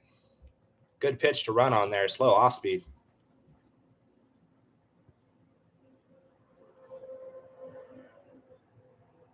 The 1-2 pitch. That's going to be hit to second base. Second baseman's going to be able to make a play on it, throw it over to first in time for the second out. However, McDade will advance to third.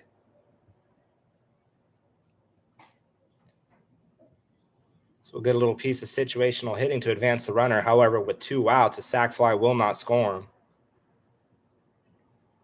Base hit is needed here. That'll bring up the third baseman, Anton. He's made some amazing plays today on defensively. The first pitch to him is going to miss outside for ball 1.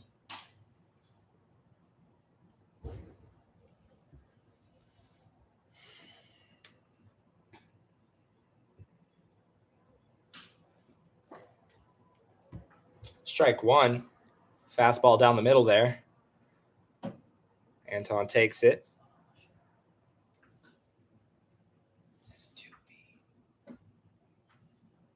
The 1-1 Anton from Crespo delivers. It's going to be an off speed that misses outside for ball 2.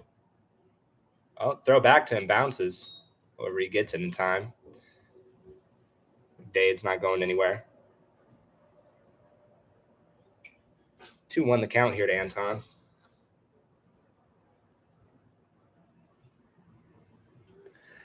And that pitch is going to miss high. Look like a fastball. I'll bring the count 3-1 now.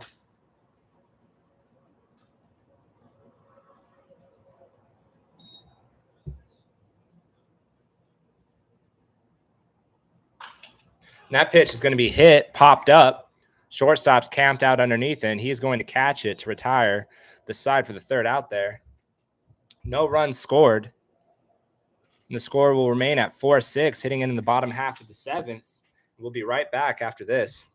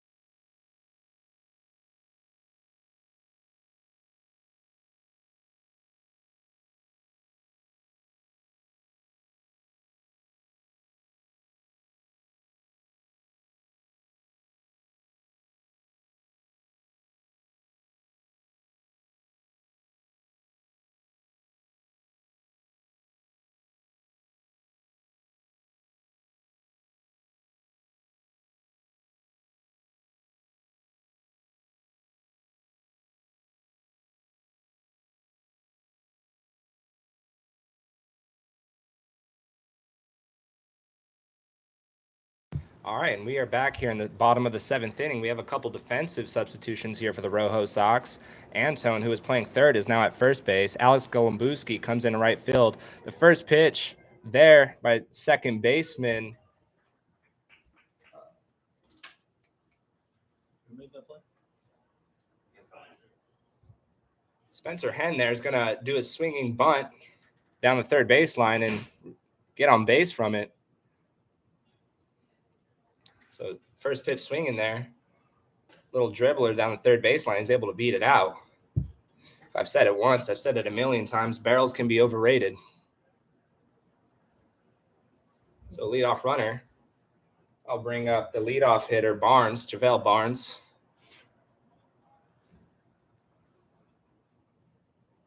With no outs, always a bunt threat, third base playing in, as he's going to watch strike 1.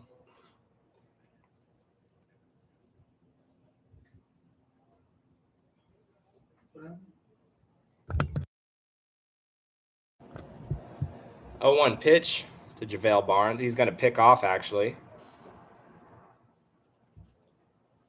Mick Miller still out there in the bottom half of the 7th. Kept his team in it thus far. Only down by 2 here. It's the 0-1. It's going to be a call. Oh, no, actually, that's going to miss up for ball 1. 1-1 the count here.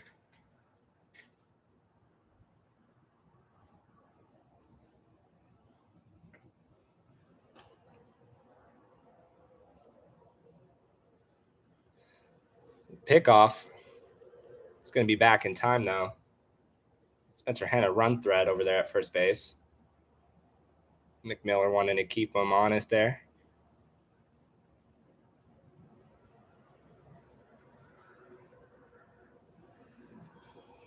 Another pickoff attempt from McMiller.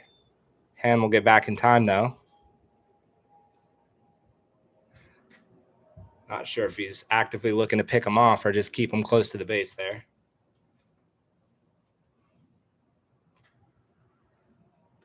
So McMiller comes in, delivers the 1-1. That's going to be a pitch on the outside called a ball.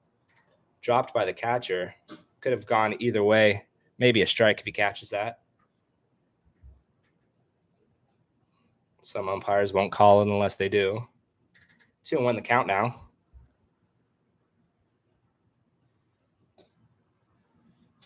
The 2-1 pitch is going to be fouled back and out of play. Off to the right side there. That'll bring us even at 2-2.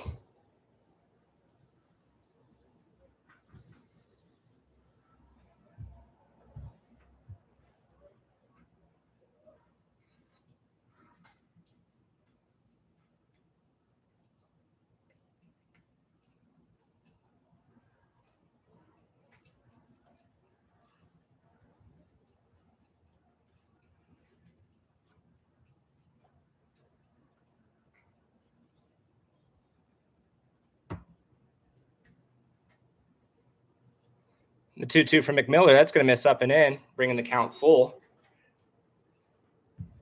So a full count here, no outs.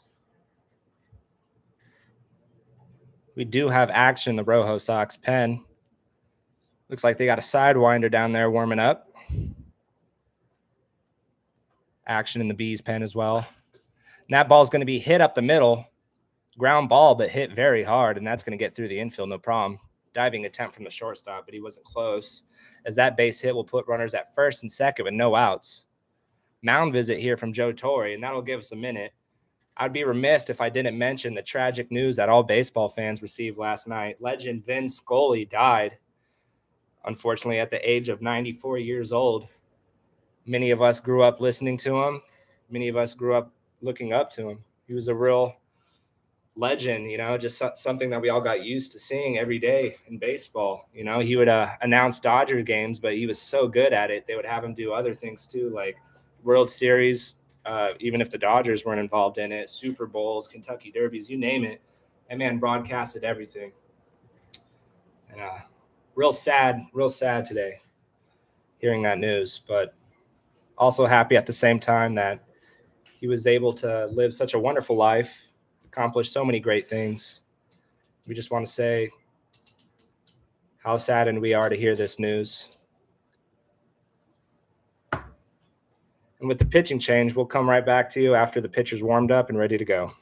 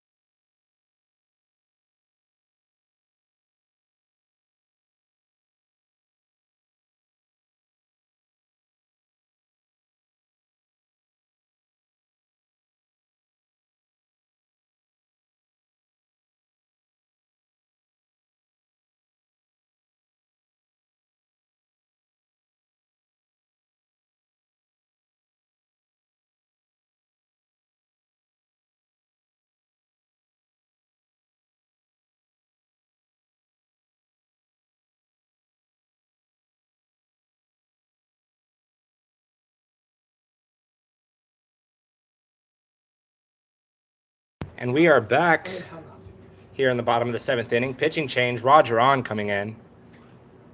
He's going to face the leadoff hitter, Omar Artson, who's going to square up to bunt and take strike one as the runners will both advance. Double still there, moving them to second and third. 0-1 the count here with 2 runners in scoring position and no out. ROJO on has his work cut out for him.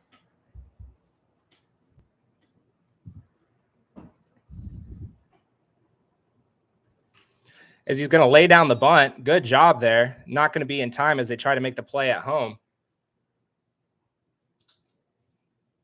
So sack bunt there. Is able to score the run. I don't believe it was a suicide squeeze. I didn't see the runner stealing before the pitch. Good job there by Omar Artson to get a good bunt down on the right side of the field. Just far enough for the first baseman to not flip it home in time for the out. So with that, the Bees will extend their lead to 7-4 here. No out still. Runner at third and first. Corners. So ROJO will pick off to first. Check the new runner, Omar Artson.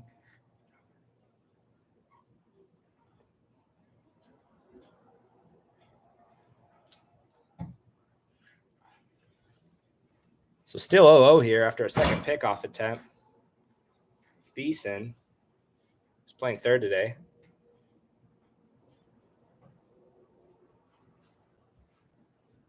The 0-0 to Thiessen.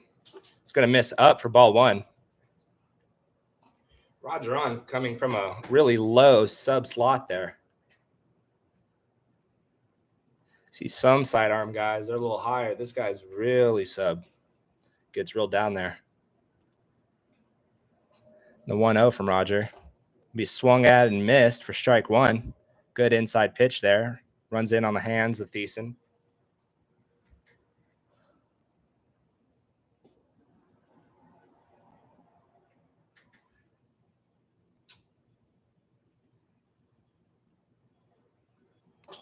The 1-1 will miss up and away, 2-1 now.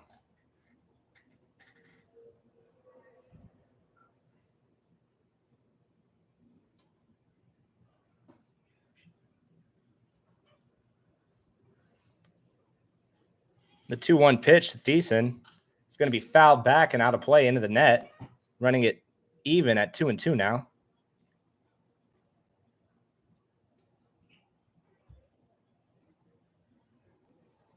Big strikeout count here for ROJO on. Strikeout here could potentially set up a double play to end the inning. Stop the bleeding. Bees have 1 up so far this inning and no outs. Artson's going to leave early as that pitch is going to be swung at and missed for strike 3. However, Artson will advance to second on the strikeout. So that'll put 2 in scoring position with 1 out here. So he gets the strikeout that he wanted. However, the steal will delete the double play possibility, at least on a ground ball. We did see a double play this game on a fly out to right field. It was doubled up at first. I'm looking for some kind of magic here, hoping something like that will happen to him here. Get him out of this. 1 out, nonetheless. With Trey Hunt at the plate, first pitch he sees is going to miss inside for ball 1. Trey Hunt batting cleanup today. Scored in the first inning on a base knock.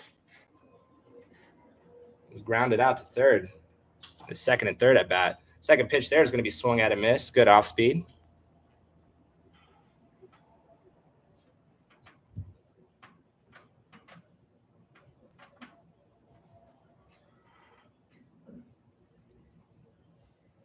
So everything even up here at 1. 1 ball, 1 strike, and 1 out. It's on, comes set, and delivers the pitch. That's going to be swung at, up and in, and missed. Looked like a 2-seam. Ran in on the hands there. Good pitch there.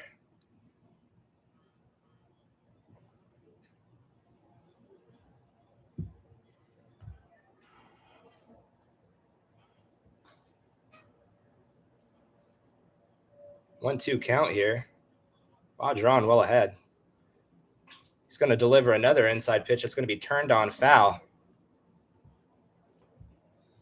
Must be throwing a nasty two-seam up there. That one looked in, out of the hands. Nonetheless, hitter Trey Hunt decides to protect the plate and foul it off. Get another chance here, 1-2 with 2 in scoring position.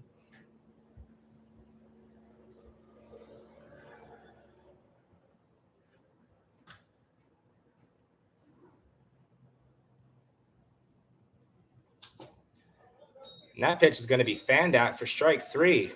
Good job from ROJO on there to get 2 straight strikeouts.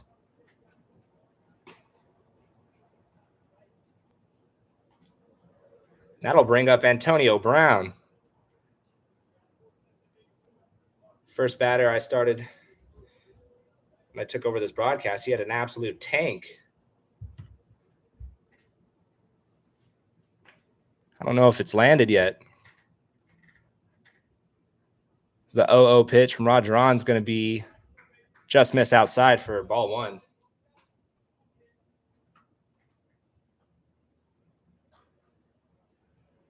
1-0 the count here to Antonio Brown.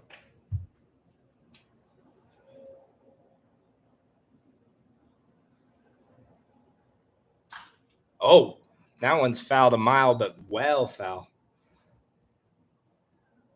If this were cricket, it'd be a very good hit ball there. However, this is baseball, so that's just going to be a long strike.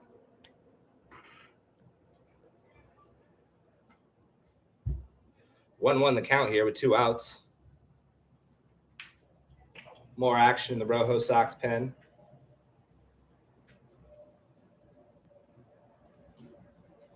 The 1-1's going to run inside, but it's going to bounce off the catcher. The runner's going to attempt to go home. He will get there in time on the pass ball. Looked like the catcher might have gotten crossed up there. This is a wild pitch. See how that's rolled either way. The run scores on it. Doubling the ROJO Sox lead now, 8-4. Man, unfortunate series of event there for the ROJO Sox. I'll put Omar Artson at third, as that ball's going to hit him. Hit by pitch is going to leave Artson at third. That will allow Antonio Brown to get to first base. So runners at the corners here with 2 outs. A pinch hitter for Thompson. Looks like Clark. So we'll have another mound visit. Looks like a pitching change. With this pitching change, as we mentioned before the last, legend Vince Scully did die last night. I'd like to give a moment to the other guys in the booth to say anything if they'd like to. Rest in peace, Vince. Rest in peace, Vinny. True wordsmiths up here. So we'll go ahead and take a break while the pitching change occurs, and we'll get back to you right after this pitcher warms up and is ready to go.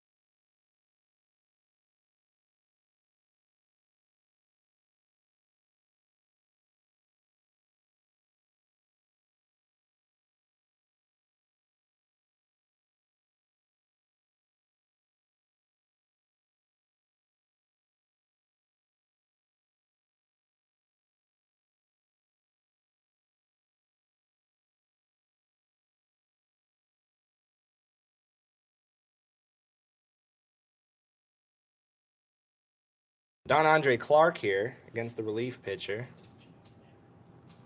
The first pitch to him is going to be swung at and miss on an inside fastball.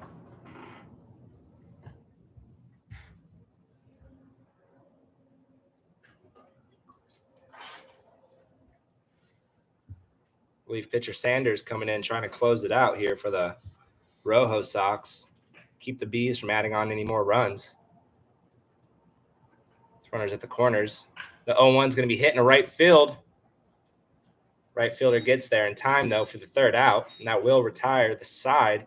However, damage is done as the Bees put up 2 more runs, extending their lead to 8-4 now as we head into the top of the 8th.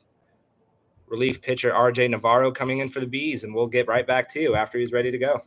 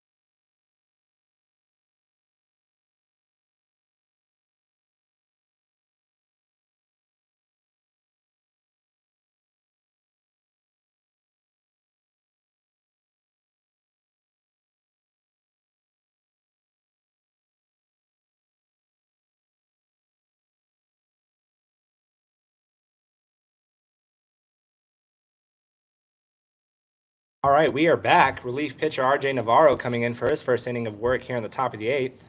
Bilardi coming up for his first at-bat as he squares up to bunt and fouls it back for strike 1.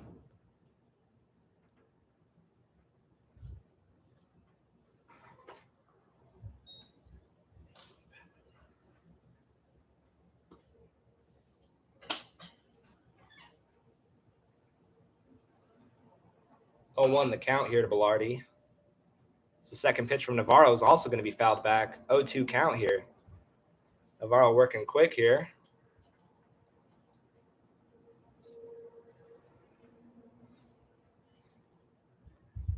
I will admit I am slightly biased in his favor. It's my roommate. We've been together since the Southern Shores League. Came up to the Yinzer together. It's the 0-2 pitch from him to Bilardi. He's going to miss inside. Oh, never mind. That is going to be a called strike 3. So a strikeout looking for Bilardi. 3 pitches. Good morning, good evening, and good night. Punch, just take it. On a questionable call there. Nonetheless, it's a 3-pitch strikeout. That'll bring up Stanziano, who to this point has a walk, a single, and a fly out to center field, and that one's going to be put on the ground to the second baseman. Easy play for him. So he's going to retire him there. So 2 batters and 2 outs.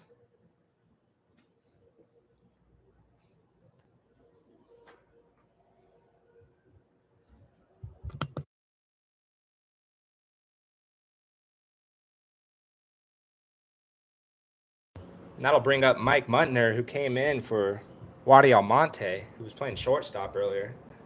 As the first pitch to him from Navarro is going to be a called strike. Looked like a fastball in the outer part of the corner there.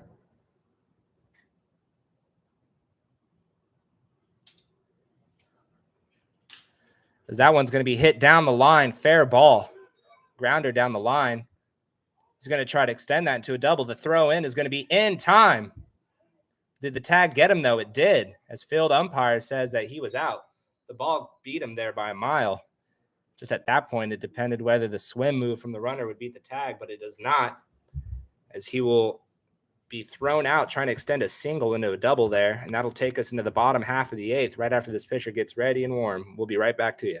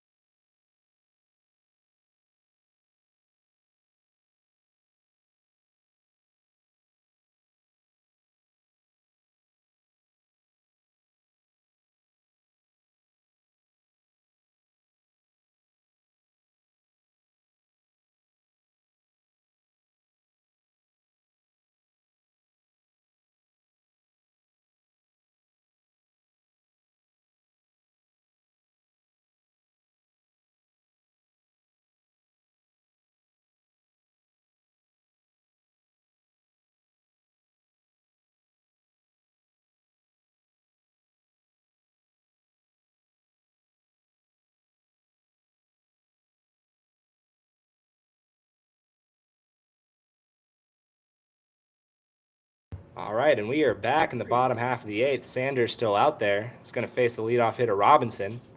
It's an off-speed from him. It's going to be a called strike one. Going with the off-speed first pitch. Works out. This is the 0-1 from Sanders. It's going to miss low and away for ball one. I'd also like to just shout out Sanders. He's the one that makes all this possible between the video streams and the broadcasting. There's a lot of work here. The Yinzer makes it more enjoyable for all of us. And the 1-1 is going to be fouled off for strike two. Outside pitch. Fouled off that way.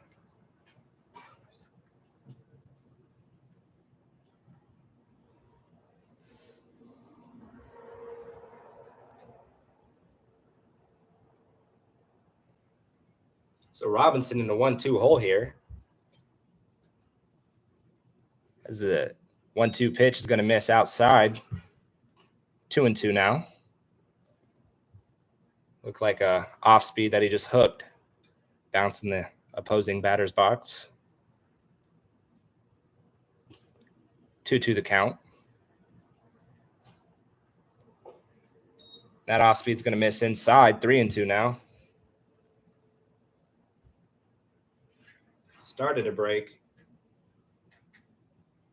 Didn't break enough, though, to catch the inner part of the plate. It's the full count pitch. It's going to be fouled off right side of the field over the Deep Eddy Vodka cocktail bar. It's going to be out of play. We'll redo it again. 3-2.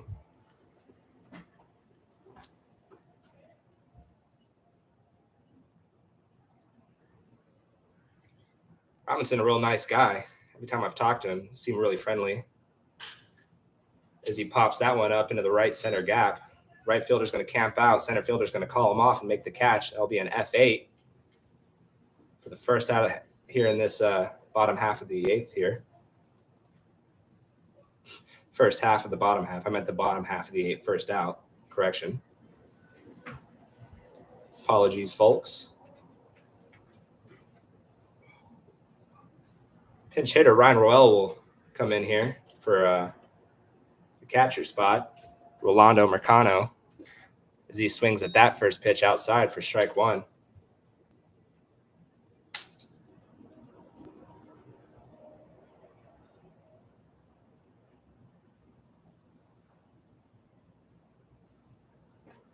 The second pitch to him is also going to be swung at and missed. So Rowell in his first at bat is down 0-2 here. Seen 2 pitches, swung at 2 pitches. Let's see what Sanders is thinking here. 0-2.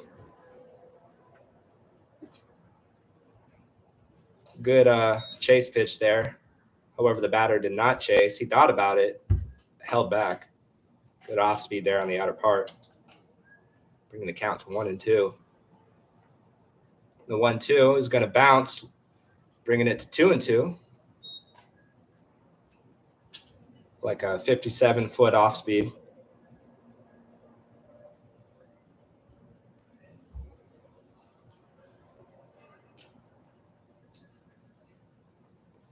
Sanders delivers. Now it's going to be swung at. One hops the shortstop. One hops the first baseman, who's not going to be able to pick it. So that will be an E6, allowing Rowell to get on first base there.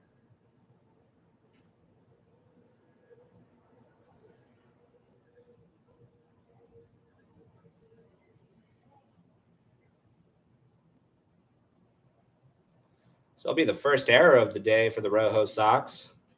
Playing clean baseball up to this point.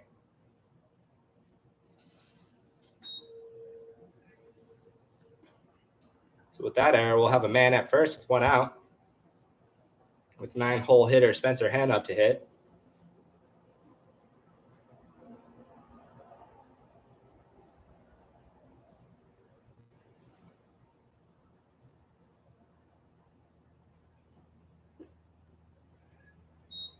First pitch to him is going to be a called strike on the outer half.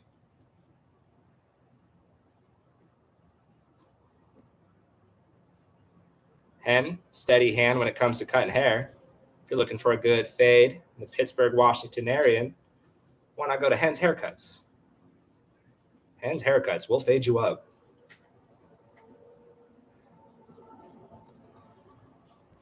The 0-1 from Sanders. It's going to miss up and away, and the runner's on the move. The throw from catcher Anton's going to get there in time, and he's going to be thrown out, attempting to steal second. Once again, not a great pitch to leave on. Fastball up. Runner had no chance of knowing that. Works out for the pitcher, though.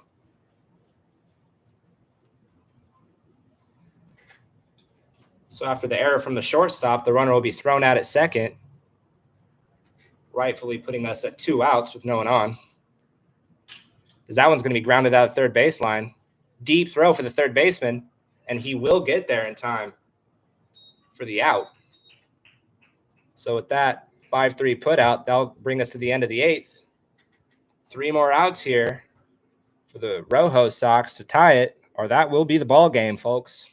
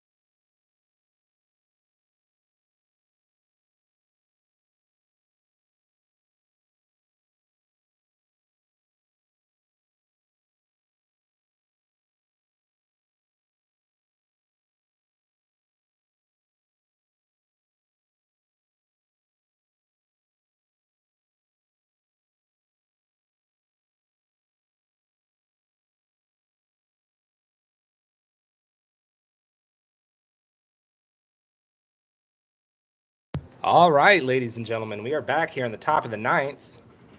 Bees 3 outs away from winning this game. Chaz Brown attempting to keep that from happening as he's going to bunt it back to the pitcher, RJ Navarro, who's back out there for a second inning of work for the first out. Working really quick thus far. 6 pitches, 4 outs.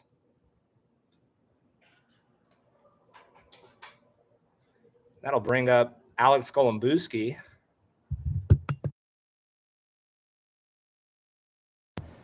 His first at bat of the day. Came in as a defensive substitution earlier. He'll take ball 1 up.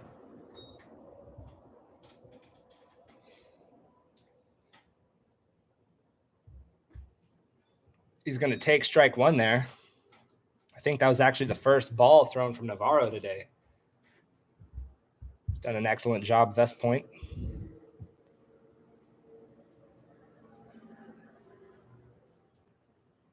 The 1-1 is going to miss down, 2-1 now.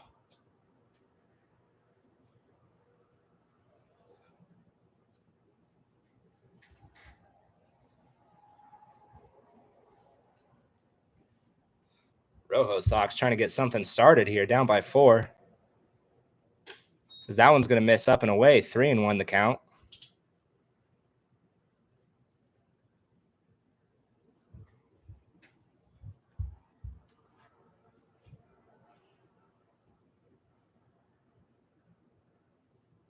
That one's going to be hitting a right field, popped up, right fielder giving it a chase.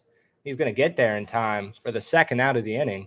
That was right on the line, and he had a good bit of ways to go, but gets there in time, records the out.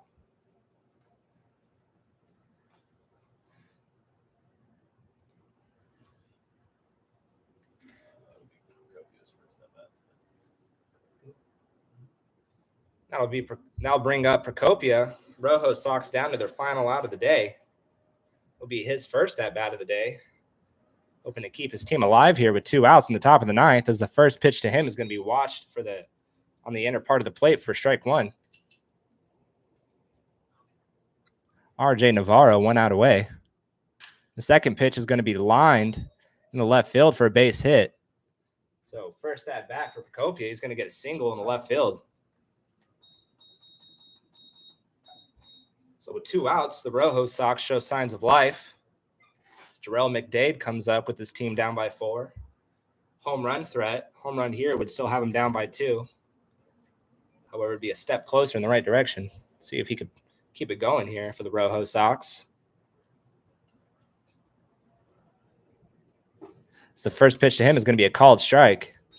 Good job from Navarro to get back in the zone there.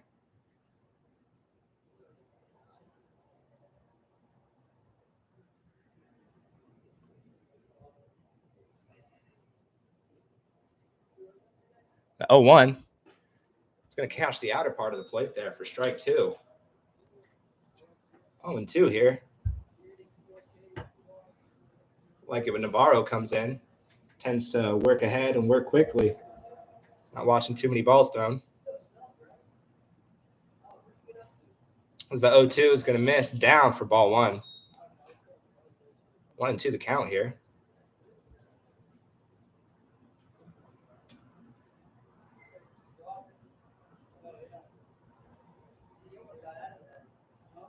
Don't tend to believe the runner will be on the move here with his team down by 4. However, he is. As that one's going to be grounded to the shortstop. Sits back, throws it over to first in time for the 3rd out of the inning. And with that, this ball game is over. The killer bee, or the keep doubting bees, prevail 8-4 in this one. 7 hits for the bees, 9 hits for the ROJO Sox, 1 error apiece. With that, the ball game is over. The keep doubting bees win 8-4. Thank you all for joining and listening today, and we hope you'll come back and join us again tomorrow. Thank you all very much.